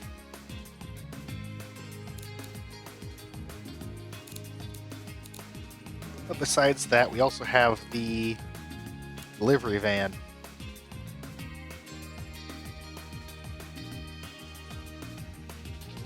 Should probably be without the off-road bits, full-size spare, big old bar. Go to what? Hard tires. Maybe even standard interior.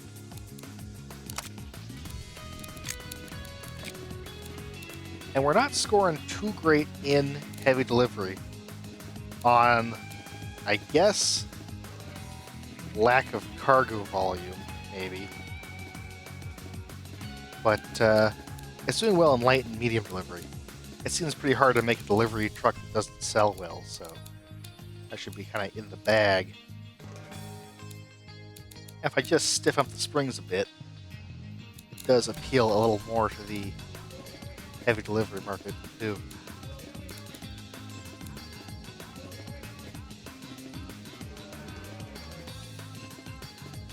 I've already almost dragged the shape out as far as it'll go.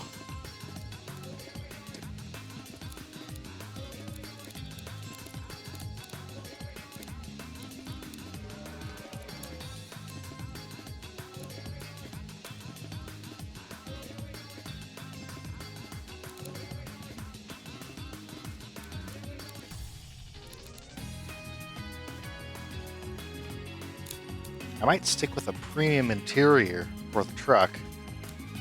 It seems to do pretty well in utility that way. Not really sure what else I need to change for it.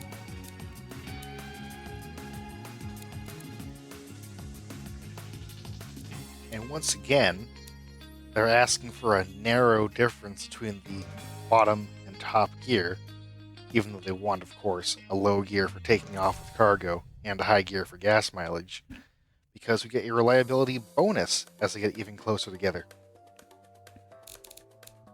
At least that's what I'm seeing in the desirability numbers. Ready for the truck, maybe? Might be feeling ready for the truck. See, very automation red. I need a little different shade of red. Let's lose the flake. A little darker.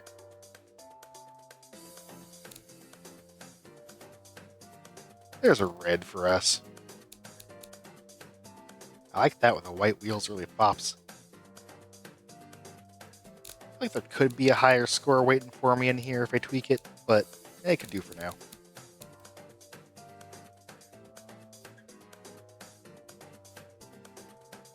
That's 3 trims. SUV, a van, and a utility. There's probably room for a cheapo or a luxury trim in here. Engineering times up to 45 months. I could do like a luxury.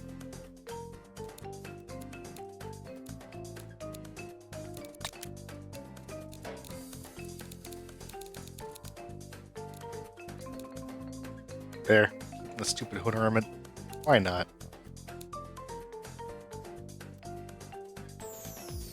And that looks like it'll sell. I forgot my naming scheme. I'll come back to these in a minute. But let's see. So, the hard part is going to be getting the engineering time on the engine down, where it's mostly just an issue of the family. It looks like I made a car version already just to fit it into the Canguro. Yes. I may want to drop. I know I liked getting that really high, that quality number. But let's take one family quality out. And as long as we're still passing emissions, I think we're good.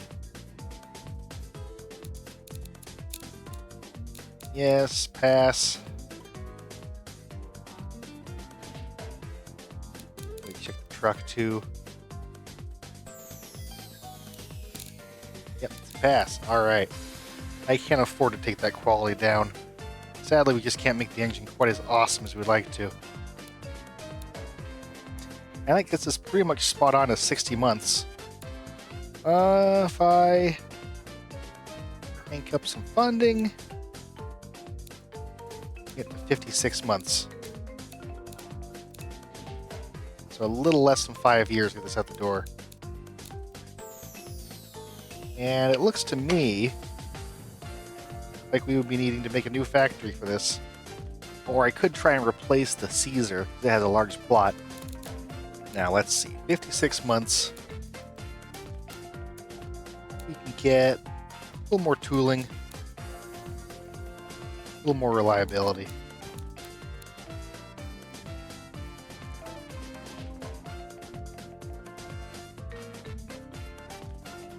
And the forecaster says you should make a lot of money. I'd say that's good. But it does say the factory running at what? Less than 2 shifts also? That's the estimate anyway. I'm going to take these prices down just a little bit.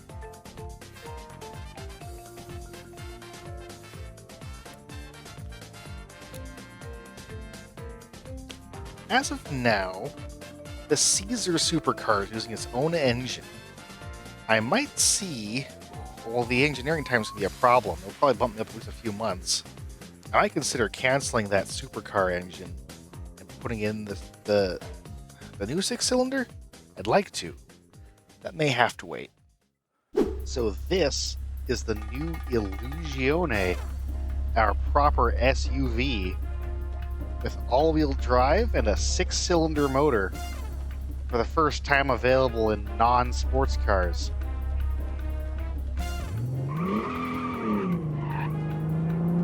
It actually feels surprisingly fast. A lot faster than maybe what the tires feel like they can handle.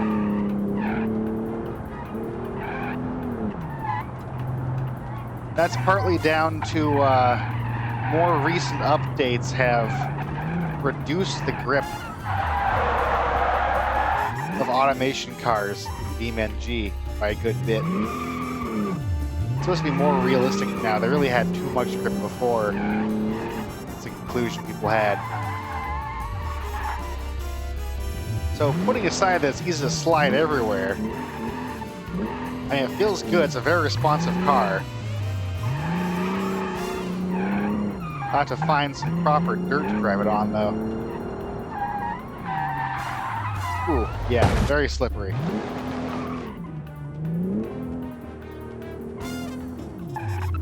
I think it was making, what, like 175 horsepower? And it's not that heavy, so it feels like a lot.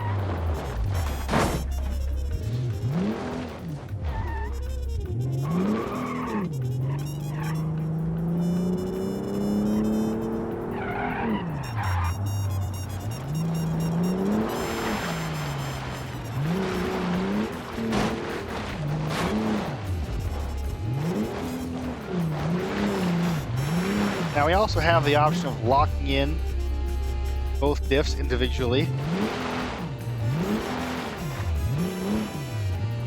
Even though the center is not going to be locked, it doesn't have a low range.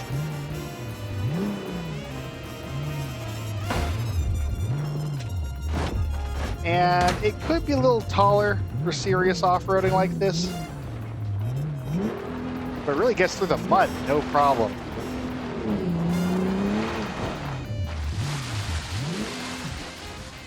Engine hydro locked.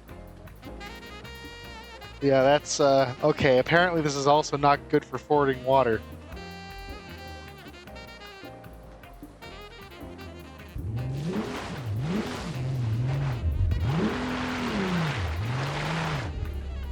I feel like the intake is definitely lower down on the vehicle than it needs to be. That's just where automation happens to put it. For an off-road vehicle, you want it higher up.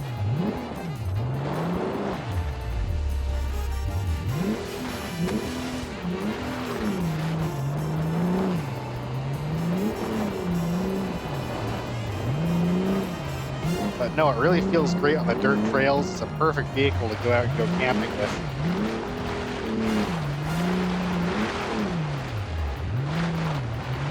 And honestly, a 4-cylinder option is not a bad idea. This 6-cylinder, I mean, it's great. It honestly has a lot more power than what's necessary. This is lighter than our old SUV.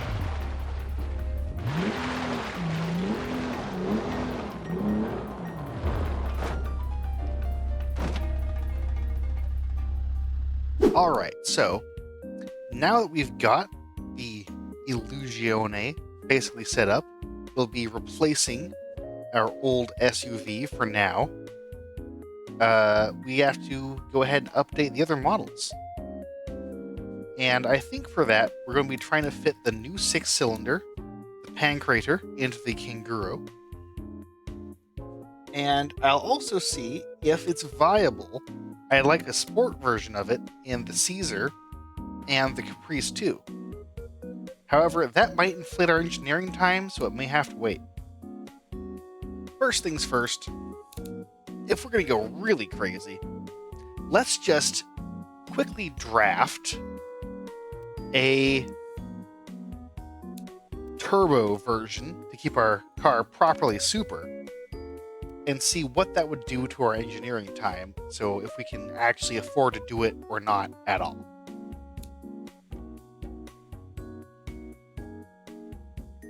Call this the Super Turbo. What kind of power would our engine make? A lot, and then it would break. We put forged pistons in it, it'll be invincible. So it looks like with simply forged internals, and I haven't even done any tuning, we can easily get in the vicinity of 300 horsepower out of this engine, which is pretty crazy for the 80s. But before we actually tune that in something we want to sell and get our real power number, what I need to know is how much has it inflated our 56-month engineering time? And the answer is it has gone to 60 months. So we added 4 months for that turbo.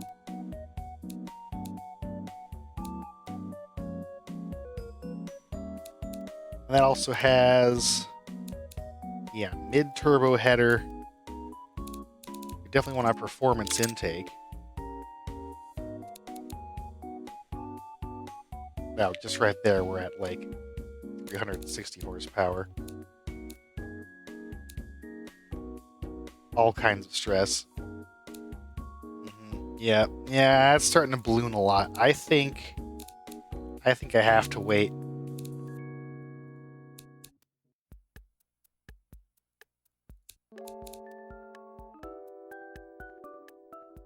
So the new Caesar is gonna stick with a Gladiatore motor. Or no, not the Gladiatore. I want to, the Caesar motor.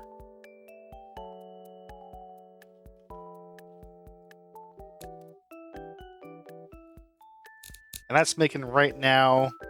We're doing pretty good on that. 420 horsepower. I remember that was the whole joke. Caesar 420. And it's currently limited by the engine block in terms of power. We're starting to see reliability reductions because the engine block sometimes might blow up when you're racing. And there's not much I can do to avoid that other than reduce the displacement yet further. But what I can do is crank up the quality of the turbo, and that should hopefully help me gain more familiarity with my turbos, because we're probably going to want to add a turbo variation at some point to our other engines as well. Luckily, we don't have anything like corporate average fuel economy to worry about in this game, just emissions. And by increasing the emissions optimization and richening up the fuel, which does a lot for our NOx over here, we can make our supercar engine hit WES 9, and therefore we'll get paid emissions credits on the sale of our supercars. We truly are a green company. Green like friggin' carrot leaves or whatever, I guess.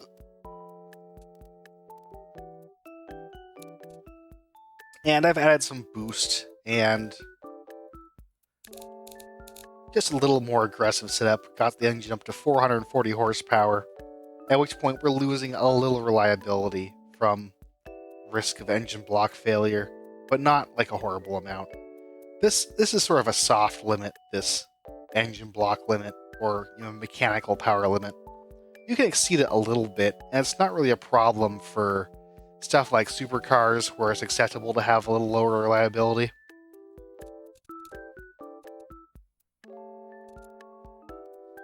We can also really run out the red line if we want to, although that presents reliability problems. knowing that quality relative to tech pool now affects our familiarity gain, and that our supercar is always a bit of a research car for us. It's something we can use to farm that familiarity percentage for features in our regular cars. I'm definitely happy to turn the quality up a lot. And, you know, customers will pay for it. They'll pay for that quality. And that money's going to go into my R&D. We especially had a low top-end quality before because we used up all of our tech pool on unlocking this VVT early. That's the cam phaser. And it's still a bit of an early unlock, apparently, but not as much as it was back then. And that's definitely a technology that I want to get more familiarity with, so it's cheap to put into our regular engines. So even besides making the car good, we have an extrinsic motivator to build crazy quality into our supercar engine and, well, the rest of the car, just so that we can let our research team go nuts building the best parts they possibly can, and basically therefore learn things that they can apply to our cheaper cars. I believe that the hard cap for familiarity is 75%. We've actually hit that value on some of the interior features, or the entertainment features, I should say. And that's pretty massive.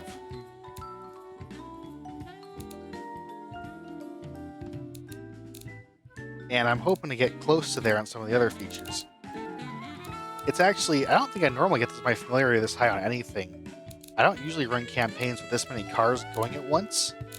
And we can see we're running close to the cap of some of these game systems. We're maxing them out. I think that's pretty cool. You know, another thing we've been experimenting with is all-wheel drive. Do they like all-wheel drive in our sports car? Well, it kills our sportiness. It helps almost every other stat that matters. I think I might be able to tune that to be better.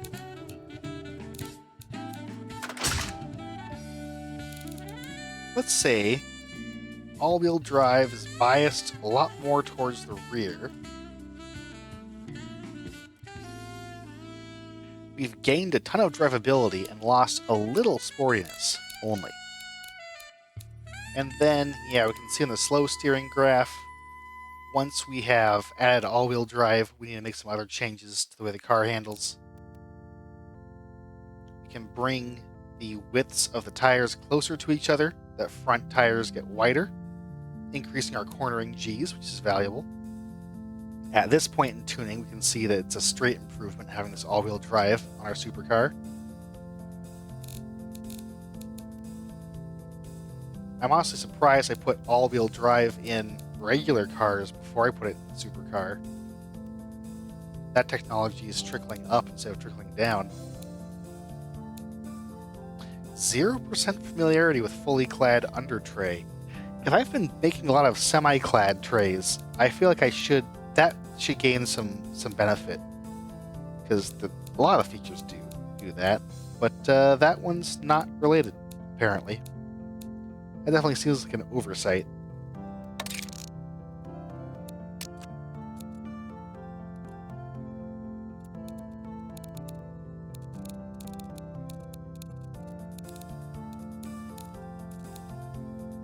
I thought I'd experiment with making the front tires fully as wide as the rear, so they're a square setup. But that seems to cause the car to bug out and then reset my tire sizes to 185 millimeters and then not let me be bigger. So instead of figuring out what the cause of that, I'll just leave it here where it is. You've got the car to the point of being, looks a little twitchy on the steering.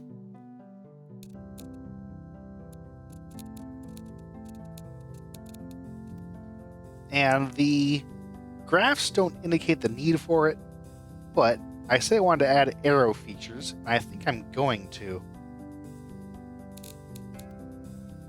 Let's pick out a cool wing. You put the whale tail on just the fanciest version of the Caprese Mark II, which it reminds me actually that car also needs some visual adjustments. We'll get to that though. But what do I want to put here? Super wing. That's very 90s, but I do love how it continues the curves of the car.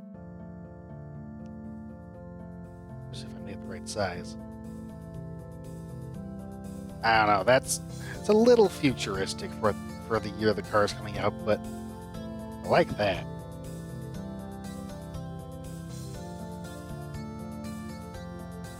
And in the front, just get a tiny lip we can hardly see. That unlocks the aero sliders for me. And I think one of the special stats that the Super and Hyper cars care about is high-speed cornering G, which I'm watching on the fast steering graph over here.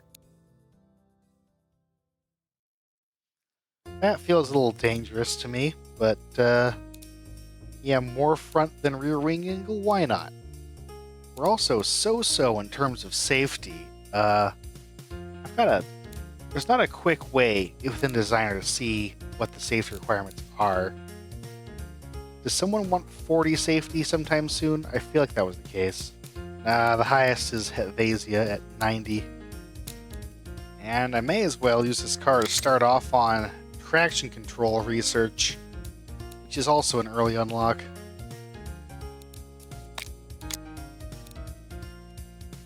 That, by the way, adds a huge amount to the drivability. And adaptive dampers, why not? I think the description says they have, yes, a magnet, an electromagnet, and there's some iron bits in the damper oil, so it stiffens up when they turn the magnet on. And then when this car is 20-year-old, no one will be able to fix it. That stuff stops working. Yeah, this car, not very reliable, the Caesar. It is here for a good time, not for a long time. And we're still calling the engine the 420 Turbo, even though it no longer makes 420 horsepower. 26 months to put that together. This engine, the Caesar engine, is also doing the thing where zero funding is not the cheapest amount of funding. It's somewhere in the 30 range because of stuff that happens with the amount of total time. I definitely feel like it's a bit of a game design issue if the funding slider can be a trap where dragging your funding down causes your costs to go up. Not watching out for that. But yeah, 26 months allows us to make that engine not reliable, but a lot more reliable than it was. It was a serious prototype before. We're still keeping pressure at 0 and getting the maximum amount of learning that we can out of the new features. I kind of want to move it into the Iagostella factory and then maybe move the Pancrator into this factory. But I need to go change some other stuff to make that happen.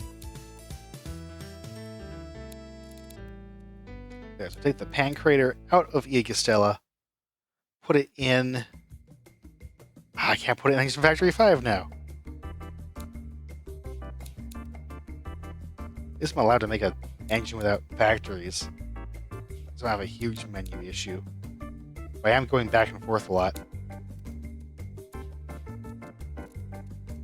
There.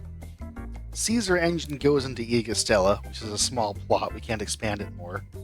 And the Pancrator is going to go into the plot that we can expand more. And that costs us negative money. We get money off of scrapping some of the stuff because we don't need an iron foundry here.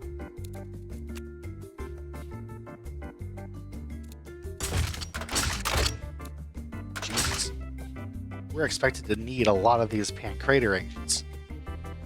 That's problematic. Because I'm going to have to take out even more loans just to build the factory.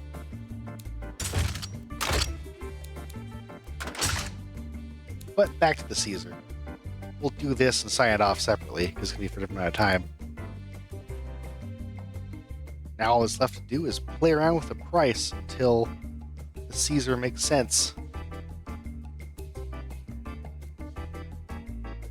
And what the game is telling me is that I want to price it very high. And also, no matter what, we're going to run the factory at very few shifts. I might keep it at an even 65,000. I want to move some volume.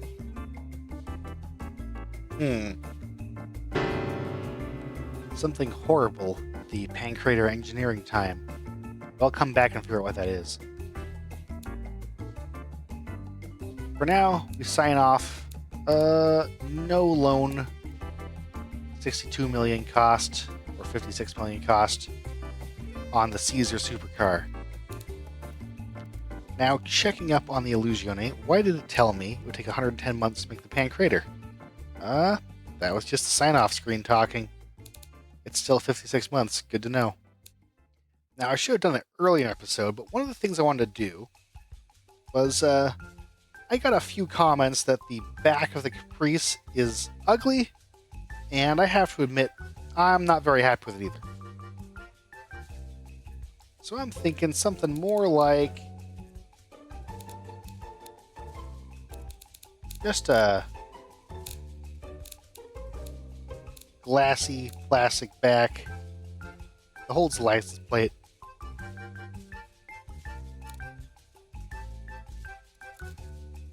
And we got some ventilation up top. Something on the lines of like a Ferrari Mondial. Got painted vents.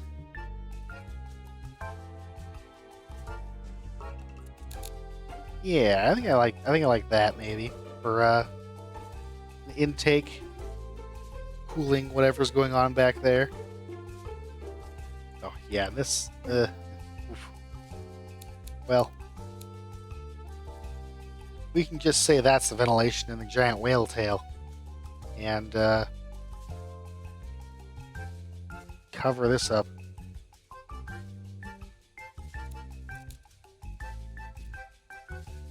That's marginally better.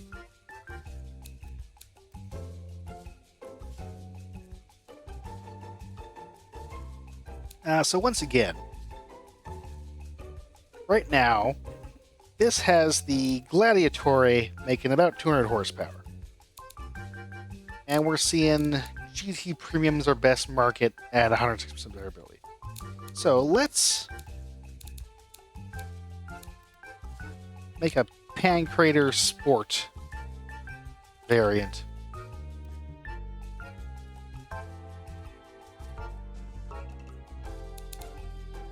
Well, I'm seeing right away that even with a loss in horsepower of a good bit, the Grand Touring market, or all of the markets more accurately, they like this engine a lot more. It's newer, it's lighter, it's a lot more reliable and fuel efficient is probably the main thing. It's got more valves. So, can I make some more power without hurting the engineering time? And that means without using the very obvious gains of going to a performance intake or performance exhaust headers. Those are to come for the second generation, and they'll give us a huge bonus.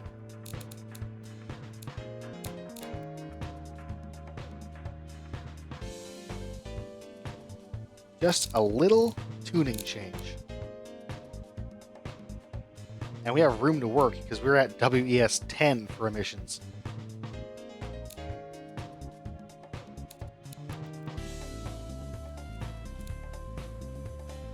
Not a very impressive RPM limit at 5,200. This doesn't sound like a proper sports car engine. But I guess it works for this car. Oof. Manifolds really do it. There's our missing power. Just increasing the size, even of the small manifold. Or the low-end cast, rather. And if we sacrifice a little reliability, we can even rev enough to make that power useful at another 400 RPM.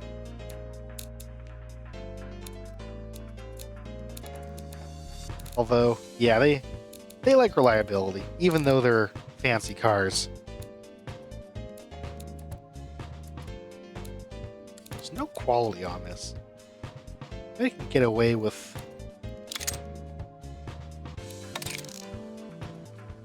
adding some quality. Will affect engineering time a little bit. I can get some RPMs.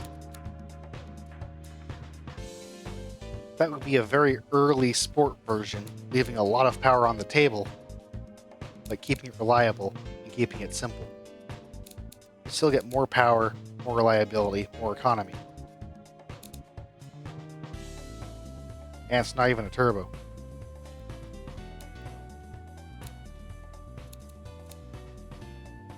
"5 seconds 0 to 60, by the way. That's a fast car. The turbo even does 3.6. Which is insane for being in the 80s. Don't know if I want to put traction control on this car. We'll see what the engineering time looks like.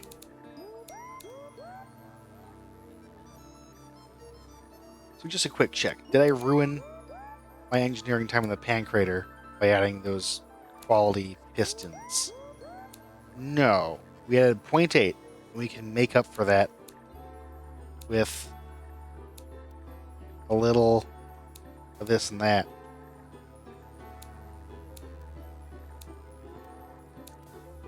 We're back at 56 months. Excellent. And that should eliminate the need for the Gladiatore engine to be made at all, which is good, because it looks like we're making it in a contract, which is not good. The elimination of not good things is transversely good. That's how it works.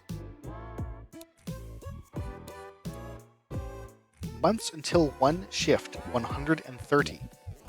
Ah, I see. That's a problem. You need to pay people more in order to hire up staff for a large factory. We need to pay them a lot more and start accepting crappy workers. Wow. That's oof. Yeah, we are suffering by keeping our business in Fruinia. We've done that the whole time. We're being patriotic, but it's starting to punish me for not outsourcing, because when I need to come up with 4,000 workers, it's hard to do that. And I also want to spend more on the tooling and automation, so that I can hire a little less workers. Material, surprisingly, is actually the biggest category. I guess that aluminum's pricey in terms of the engine's price breakdown. Engineering time is something like 4 months. So yeah, we'll put some traction control in. And that takes us from 4 months to what? Flop. 4 months to 44 months. It's just, there's all these teams: chassis, body, engine fitting, drivetrain, wheels, aero. They're just waiting for years on the driver assist team to make that fucking traction control work properly. Nope, we'll let the supercar team figure that out, guess a familiarity, and then put traction control in regular cars. Right now, 1986, too early for traction control. It's that simple. What we'll do is add some quality on the ABS we already have. I also could put advanced 90s safety in if I really wanted to. And what would that do to my engineering time? Similar effect. Yeah, everyone's waiting for years on safety team. I mean, gosh, if I'm trying to time it 56 months, though, to wait for the engine, I technically could. I just wouldn't be getting much engineering sliders out of it. It's like, do I want sliders or features? That's the trade-off I have to choose between. It's kind of hard, actually. And as it is, we're borderline on meeting enough safety. Yep, yeah, not a lot of new features I want to play with, just sliders. Maybe we'll make this car cheap over the 56 months we're waiting for its new engine. of course, that puts us in the situation where then the disco engine needs an update, and if it takes less than 56 months, we're doing some goofy stuff for the other cars that would then need the old engine or the new engine or whatever. But it might be a good time to add VVT to the disco, get that power we've been missing. I could even try and add a turbo. Not sure it's worth it though. Not while I have, like, I could just put the 6-cylinder engine in, and that's a very reliable way of making more power. We'll get there though. I think by the 2000s maybe we'll have turbos as a common option. We'll get like an EcoBoost kind of thing going on. I can afford some more features for the Disco Sport, I think. Definitely going to at least cast mid exhaust headers a little longer. I don't think that's graphically represented, but you know, imagine it. Going to like tubular or something, that increases the cost of the engine. And part of the purpose of the Disco Sport is to be a cheap sport engine. That's also why I'm not going to performance intakes, because they have a lot more maintenance cost and low reliability. That said, of course, there's not actually a lot more room for me to gain power, but you know, if you want more power, you buy the Elite Caprese, right? I guess that's supposed to be the idea.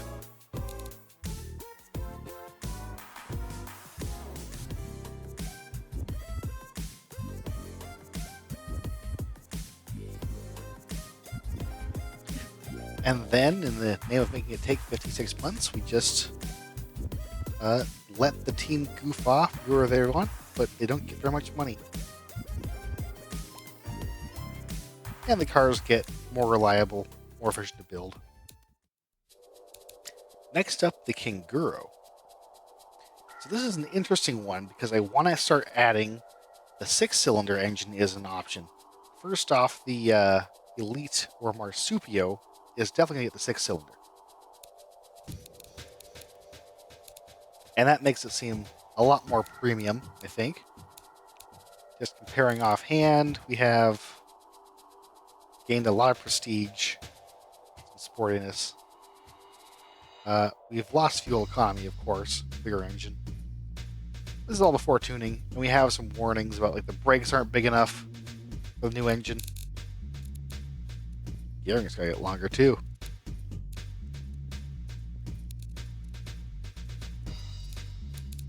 Going to a bigger wheel size.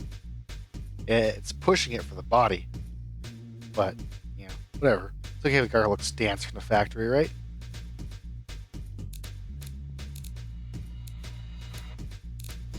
And then the brakes, we had just made them smaller.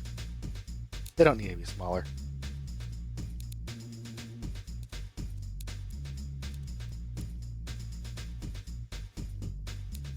There, much bigger brakes have our car looking more desirable.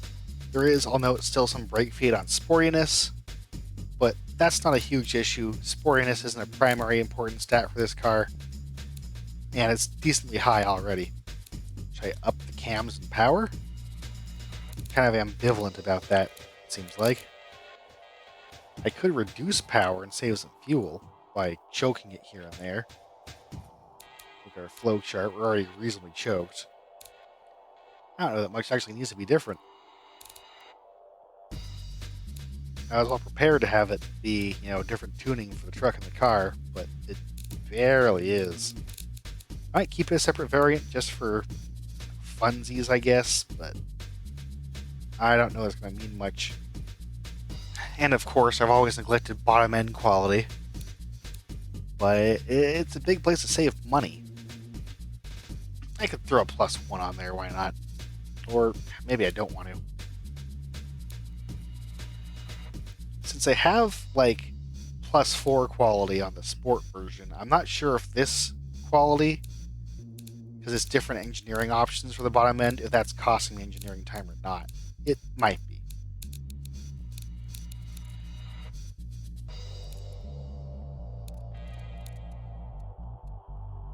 And we get a new standard variant for the Disco.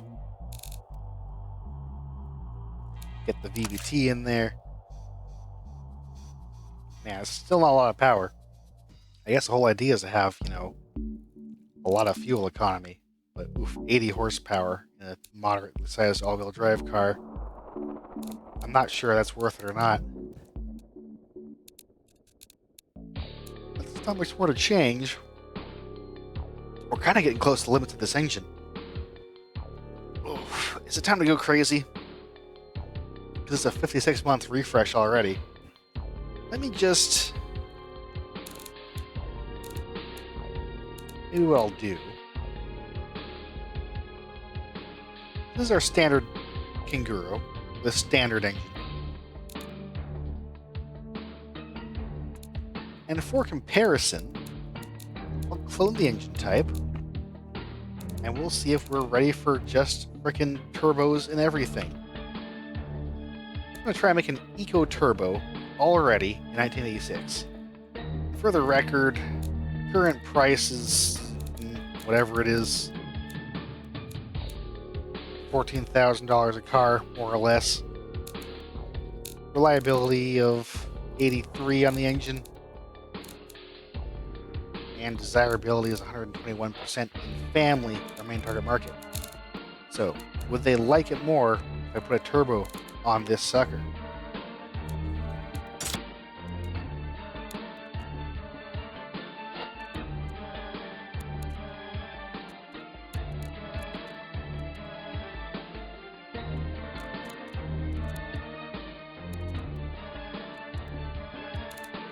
And suddenly we are, well, back where we started in terms of desirability. Not really improved. We're making more power, what's not to like?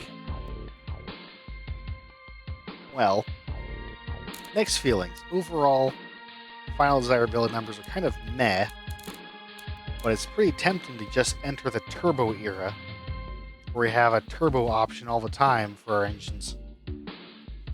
Haha, allegedly desirability goes down when I choose ABS, and I think that's solely, it's a big change too, I think that's solely due to losing like 2 points on reliability, or 3. I think reliability is a big driver here. So the turbo, riddle me this, compared to the other car, I did adjust the brakes too, gains a ton of comfort. I don't know if that's due to the sound of the engine, because the turbos are quieter, or what. Gains a little drivability only. It loses a noticeable chunk of sportiness. And it's a little more reliable, if you can frickin' believe it. I'm not sure what's up with that. And it loses like half mile per gallon. So it's not like... It's an economical turbo, but we're still making more power and less fuel economy than the normal engine. I mean, yeah, it's like... It's a thing we can do, is go to a standard turbo for the Canguro. Difficult decisions. I didn't expect to be... See, I say this is the boring part, right? Coming back to my old model and making, the third update just so it'll match up with new parts on the old car. But then I get distracted and I go nuts. And suddenly we're making a massive change in the company to go to turbo motors all the time. Let's go back and make another look. What about for the Caprese 2? Gains in drivability, lost a lot of sportiness. Not entirely understanding why. Cornering, base stat's the same. Throttle response is a base stat, and that's very different. I'm comparing a screenshot. We have like 11 throttle response with the turbo. So our Eco Turbo is laggy. If you're at low throttle and you go to high throttle, probably wherever you are on the RPM, it takes a while to spool up and give you that power.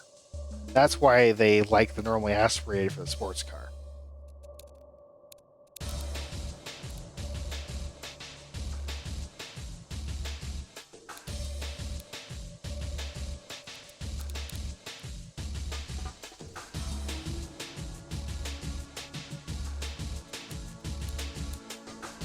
And we can see the effect. It's considered less desirable by light sports markets, even though it probably has some more prestige just from being a turbo, to put the turbo badge on the car. That's not quite selling the car. Automation buyers, possibly unrealistically, mostly care about how the car actually feels and drives. So I've tried making a bunch of changes. We're at 130 horsepower. I dumped the flywheel weight to get more throttle response. I played with the turbo and the boost. Reliability is not what it was for various reasons. We're getting too much torque for the crankshaft to handle without going to forged parts, which I don't want to do for this engine. And overall, I don't think it makes for a more reliable car. Turns out that they don't want more power at the cost of like the engine blowing up. Not light sport market anyway. They still care a good bit about reliability compared to other sports cars. They're kind of the budget sports cars, you know. So sport turbo, oddly enough, not happening. The sports car gets about the same power as a turbo, but it's naturally aspirated. Don't think about it too hard. Also looking at the accounting here, comparing trim to trim, the Turbo Canguro is about $1,000 more expensive to produce. Seemingly, it's telling me that the affordability... Oh, no, it flipped around. Yeah, so it is more affordable to have the non-turbo.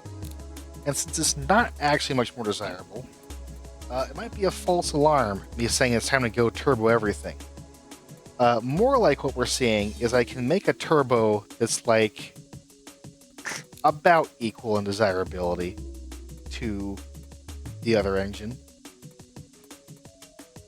And if I want to have a more expensive engine with more power, once again, the 6-cylinder is a considerably better option. So as much as it would be fun to be quirky, to be Saab and have family turbo cars, it doesn't quite make business sense for us right now. That was a fun little excursion, but we're not, maybe not going to go down that route.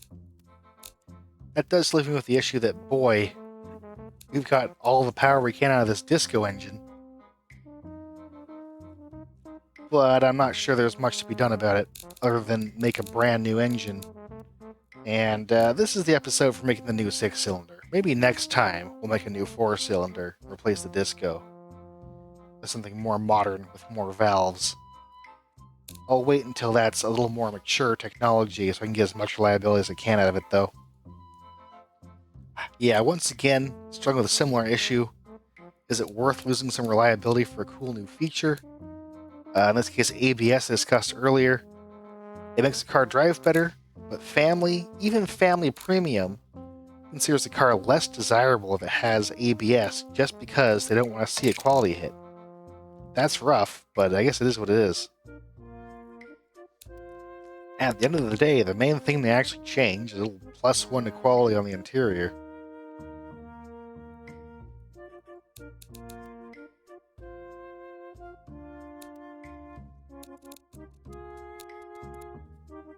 I might try adding a family sport variant of the Canguro. Why not? See what I can do for that. For the 6-cylinder in there. Keep the premium interior, no luxury.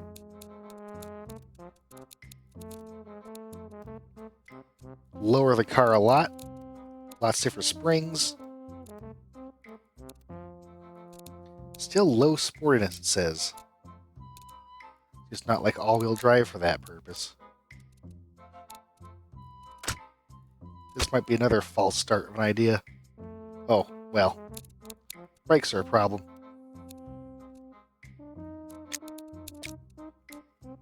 Even Family Sport says no ABS. I just don't get it. I think that's a little crazy to me.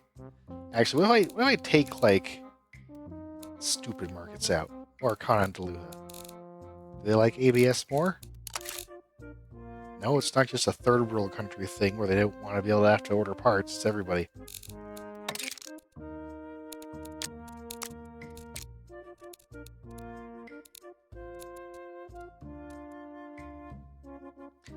still barely a so-so competitive option, despite having twice the sportiness of a typical family sports car.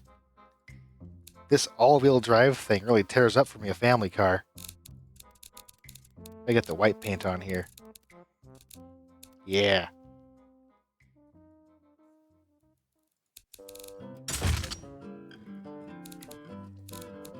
I could also throw limited slip diffs on it if I wanted to. Ultimate sport option. Drivability is actually crazy on this thing at 66.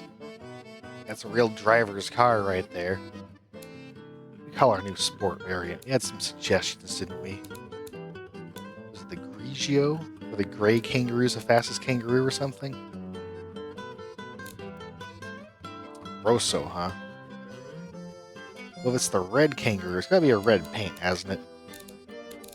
Also, like, you know, red ones go faster or something. The sport peel. Yeah. That's a loud color. It's not quite red, but it's appropriate enough. So there, I think the addition of a sport trim and the false start, where the company got very excited about maybe making a lot of turbo cars, wraps up our Canguro upgrade. Another question is, do I want to go up a factory size? This isn't selling like crazy, but it will take a while to get to the point of finishing this. We might have the demand up by then. Although it's not exactly in spirit with keeping the company out of debt either. Might stick to medium 3. What we can do is throw some tooling quality in there. Some automation. It's going to cost us a couple $100 million, but it's a valuable improvement to the factory. Lots of tooling and process will bring us up to the target time, and should help make these cars both cheaper and more desirable. Alright, what's still on the list? Caprese is lined up, Canguro is lined up. The Coniglio is going to need an upgrade, and the Cetriolo is getting replaced. So, whew, wow, I can finally sign off this massive block of projects once I make the upgrades to the Coniglio. I also want to know, how does our new Canguro drive with the 6-cylinder motor in it? This isn't making quite as much power as the sport trim, but, ooh, man. My initial reaction is stiff. It really wants to go in a straight line. And of course, I can't make it oversteer much. I guess it makes sense. Front engine all-wheel drive car. But, wow.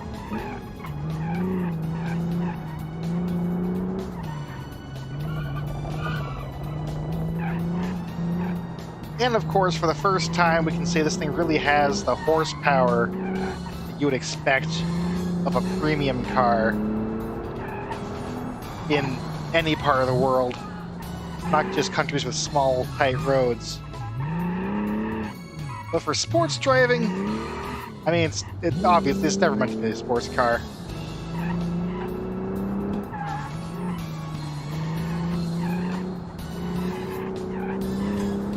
Understeers a lot.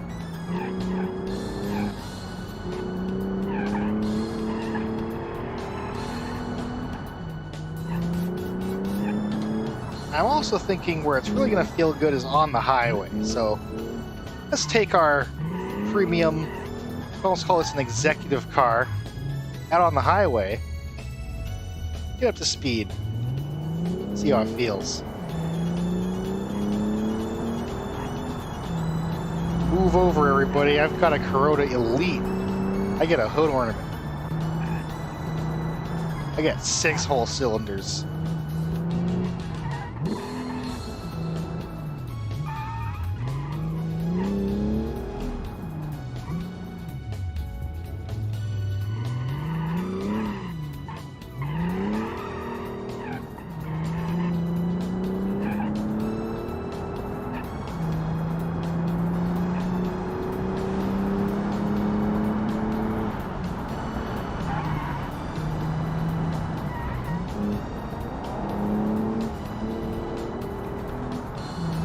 kind of feels unique driving a regular, like a non-sports Carota car that has the power to actually pass people at highway speed if you want to.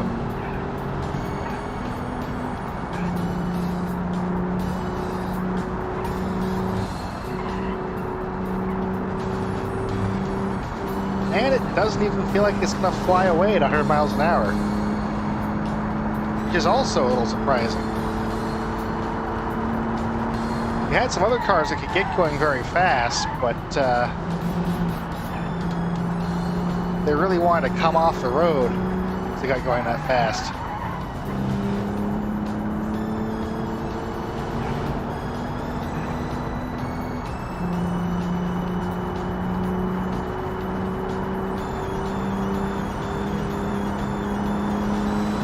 So yeah, here it is, the new Canguro Elite.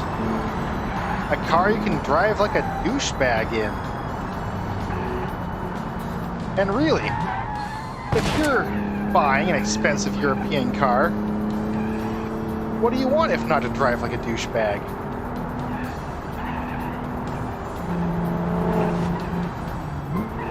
That's why I haven't found the blinkers to any keys either. It's not like you're going to use them. Alright, quick bit of crash testing.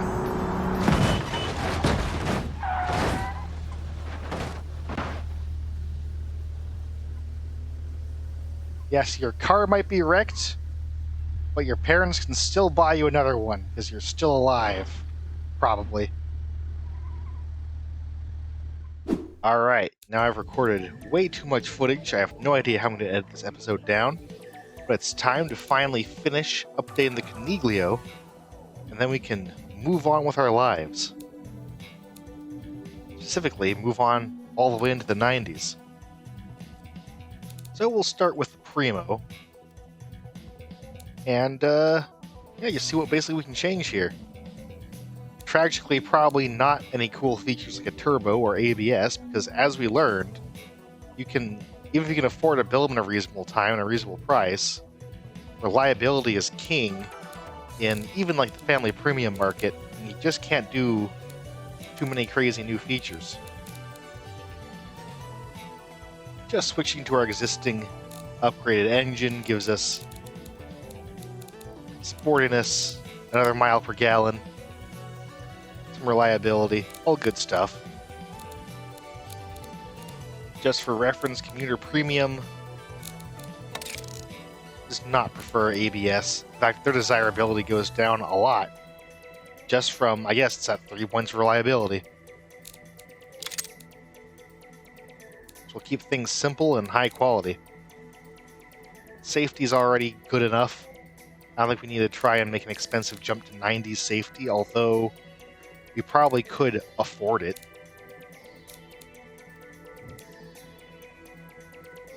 Since it's going to be a 5-year refresh almost, with no major changes we need to make, that's probably a fine option.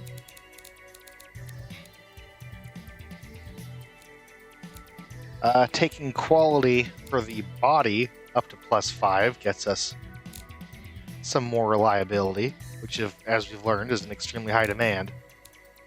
So I'll probably do that for all trims.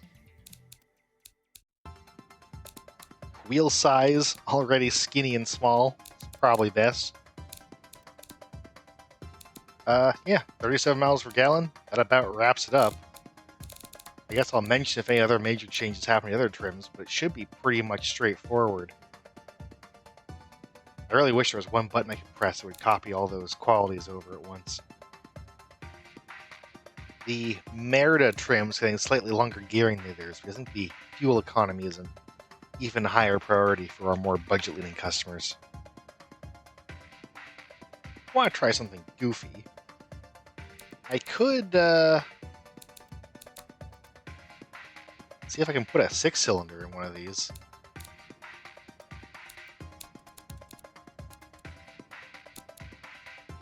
Off the bat, that's looking quite horrible, which I think is to do with the brakes now being inadequate. Oh, holy sportiness penalty. Not even drivability.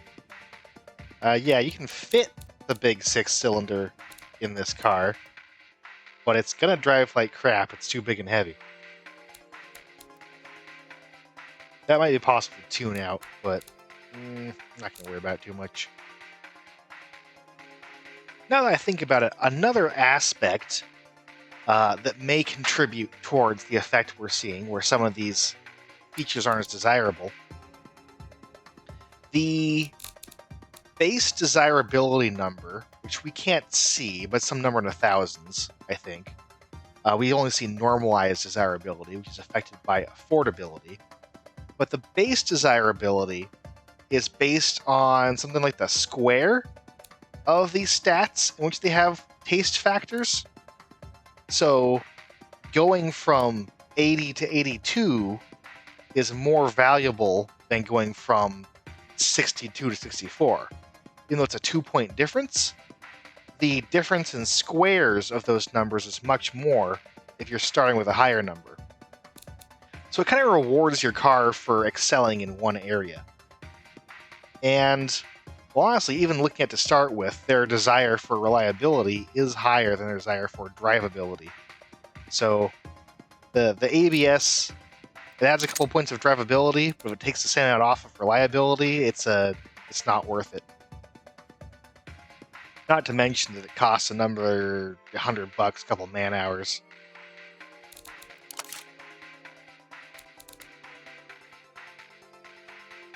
So there, nothing too crazy, and the Coniglio's cars are set up. Base engineering time is 40 months. That's not making the massive choice to update the safety. Honestly, it makes the most sense to update your safety if you're going to a new car model. But in this case, we had time.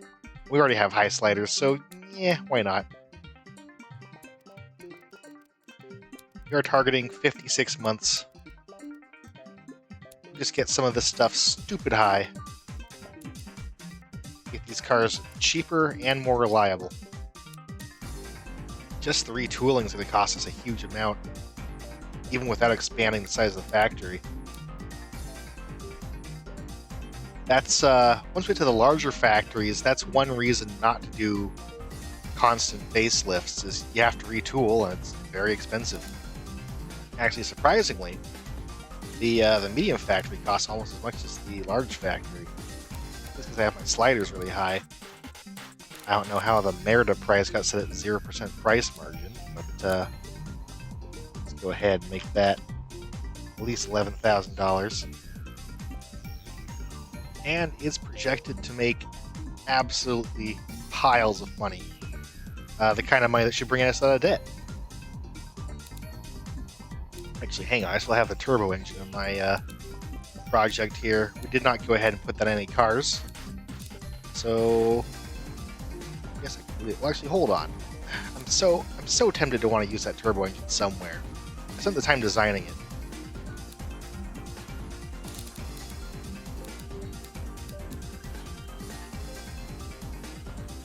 If I just build that engine once, it'll be a big boon for familiarity. So an immediate comparison of the turbo Arrabiata, the sport Arrabiata. Power, I think, is similar. Yeah, comes on earlier, but the peak's about as high. It does make a lot more torque. Reliability is better, go figure, than the normally aspirated version. Is that right? Throttle response is much worse. But I guess that's what you get for revving lower. Because we're capping out like 5,300 RPM, which is kind of miserable for a sporty engine, hence that bad throttle response. But keeping it revving lower makes more reliability. In terms of car scores, we're way down on sportiness, and that's again that throttle response. The turbo lag isn't fun. It's more prestigious because you get to put that turbo badge on there. Desirability 149%. Huh? How desirable is that compared to our non-turbo? It is a little worse. It is not as desirable. We're aiming for 152 in regular, 137 in fun premium. I want to make one turbo normal car. A sport turbo car isn't exactly a normal car, but you know. Want to get that first affordable turbo car so we can get our foot in the door. Maybe the 90s will be our time for me to, well, you know, repeatedly try putting turbo engines in cars and see people don't like them. But, you know, maybe it'll be our time to really turbo the car. First off, getting some of that sportiness back. Increasing the car's top speed. We were gear limited. Helps. Handling is similar to the other trim still. The turbo doesn't throw it off that much in terms of weight or anything.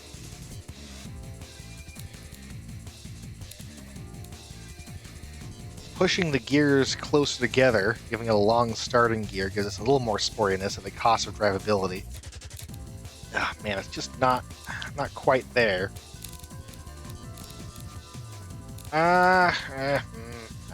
I'm a little tempted to just, we need more brakes. We need more brakes. We're going faster, a little heavier. Well, it's dumb. I don't quite want it. But I think I might just try to sell it anyway.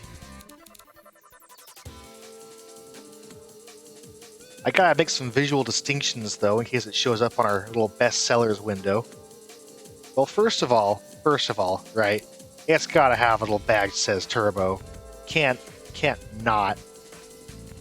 I like this one. And on second thought, I don't like it.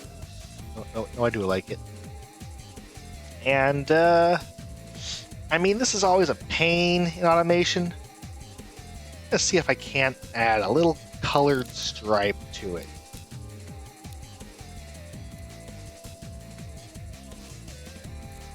Again, that sport peel orange that pops out so we know it's the turbo car. It's not quite up there with recognizable stuff like a BMW M set of stripes or something, but it's our first step.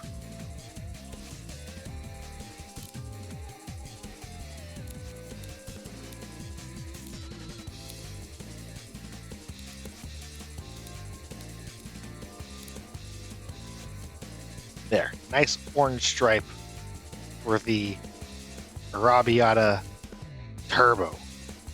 Now we're making way too many trims. Yeah. I'm going to have the smaller factory make the turbo. Ooh, wow, that's a big drop in production efficiency. Ooh, no merit up for you. And the bigger factory will make the regular sport version.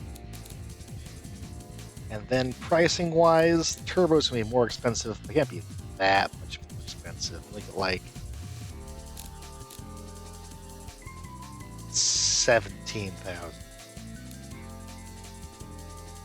And that's estimated to not reduce my total profits. So I guess it's not a horrible idea, even though the car shows up as less desirable and more expensive.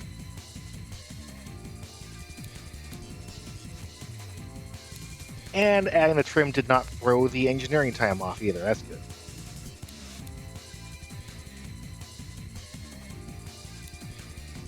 What else? Caprese isn't finished project.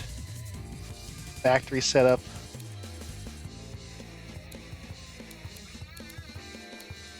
Medium. Yeah. How are we doing on Caprese sales right now? Is that maybe a medium 3 factory? Probably doesn't. I think we're doing okay-ish keeping up with our orders. So 56 months plan. Projected project cost $2.6 billion. We don't have that in the bank. We have $700 million in negative company valuation. We can get a partial loan coverage at monstrous interest rates. Try and get a $2 billion base amount loan. That should cover the cash we don't have on hand. And a long payoff time. Funny enough, the interest rate doesn't really seem to depend on my payback time. I feel like it probably should. But I'll continue the tradition of very long loan terms because, we don't want to go bankrupt.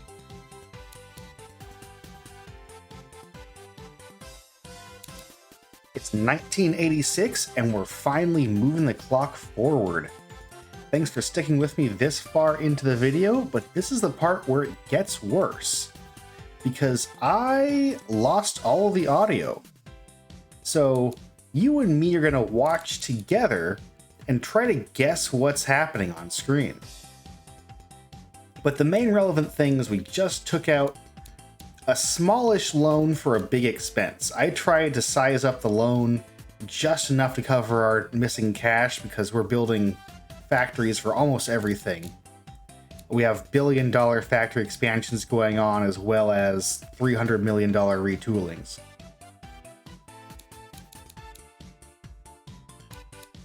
It looks like pretty quickly we're building up a large stock of the Caesar A, our first generation supercar. And I'm pausing production for that because obviously we're losing money if we're filling up parking lots and not selling cars. Basically, everything else is selling well enough, and our total income is over 50 million per month, which means that we are easily on track to pay for our factories. In fact, we probably didn't even need the portion of loan we took out. And our company valuation is finally headed almost into the positives. And there's some new tech coming in. Sport under tray aero we might use. Treated steel chassis is not something we're going to use. That relates to corrosion resistance stat, which isn't really in the game very much. Not in this version, it's kind of a placeholder. And variable hydraulic power steering. That's a little expensive, but it is something we're probably going to use.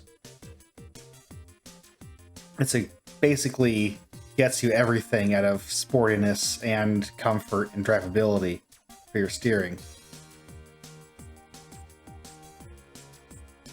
High refresh costs always for factories. That's the Caesar factory starting construction.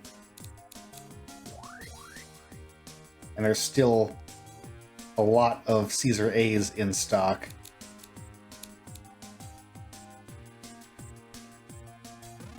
In December 1988, we finally have the new Caesar update on sale. And I'm marking down the price of the old one that's still in stock by a lot.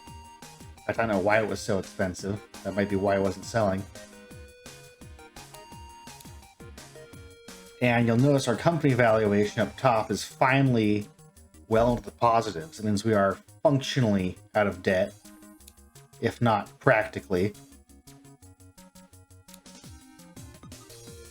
You can't actually pay off your debts early, I think.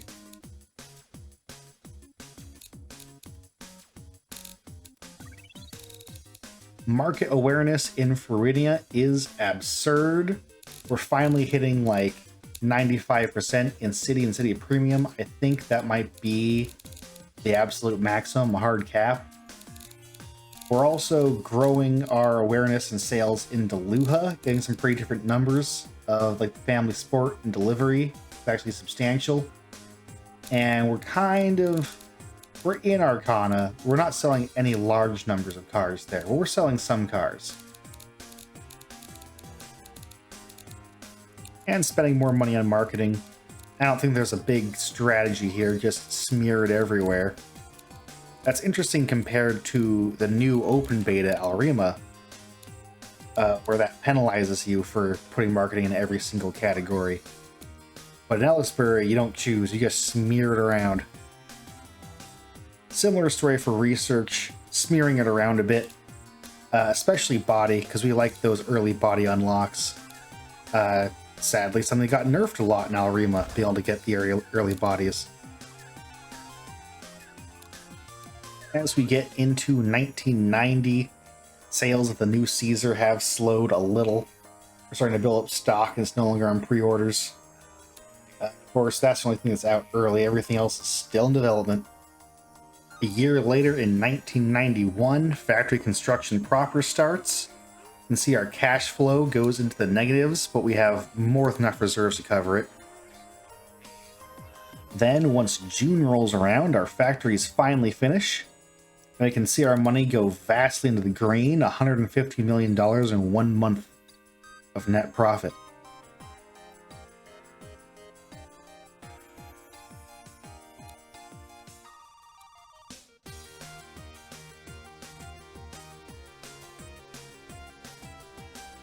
Once we stop the clock in February 1992, the Illuzione is selling pretty good.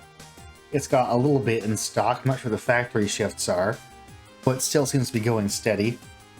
Caesar's slowed down a bit, Caprese has slowed down a little bit. The Canguro and the Coniglio, we cannot keep them in stock. It seems like they don't have big enough factories. The Coniglio, even though it's selling excellent, is getting to be almost 20 years old, so that may be the next model to consider seriously replacing. Either immediately or in just a few years we have a little better technology.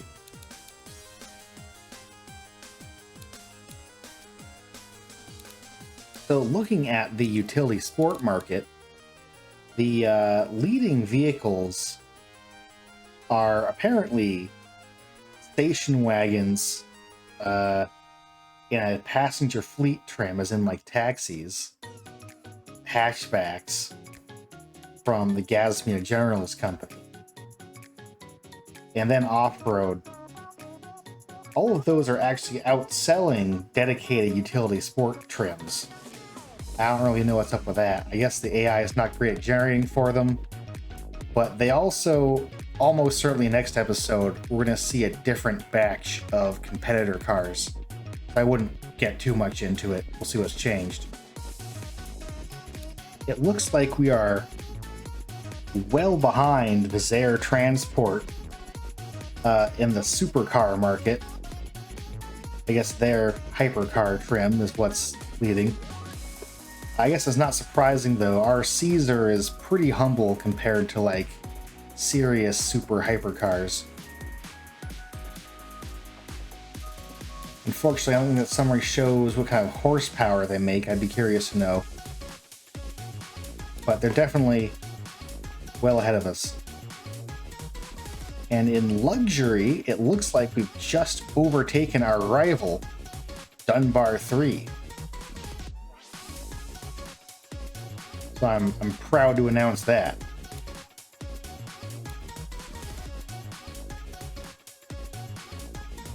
And here's a look at the new bodies available to us.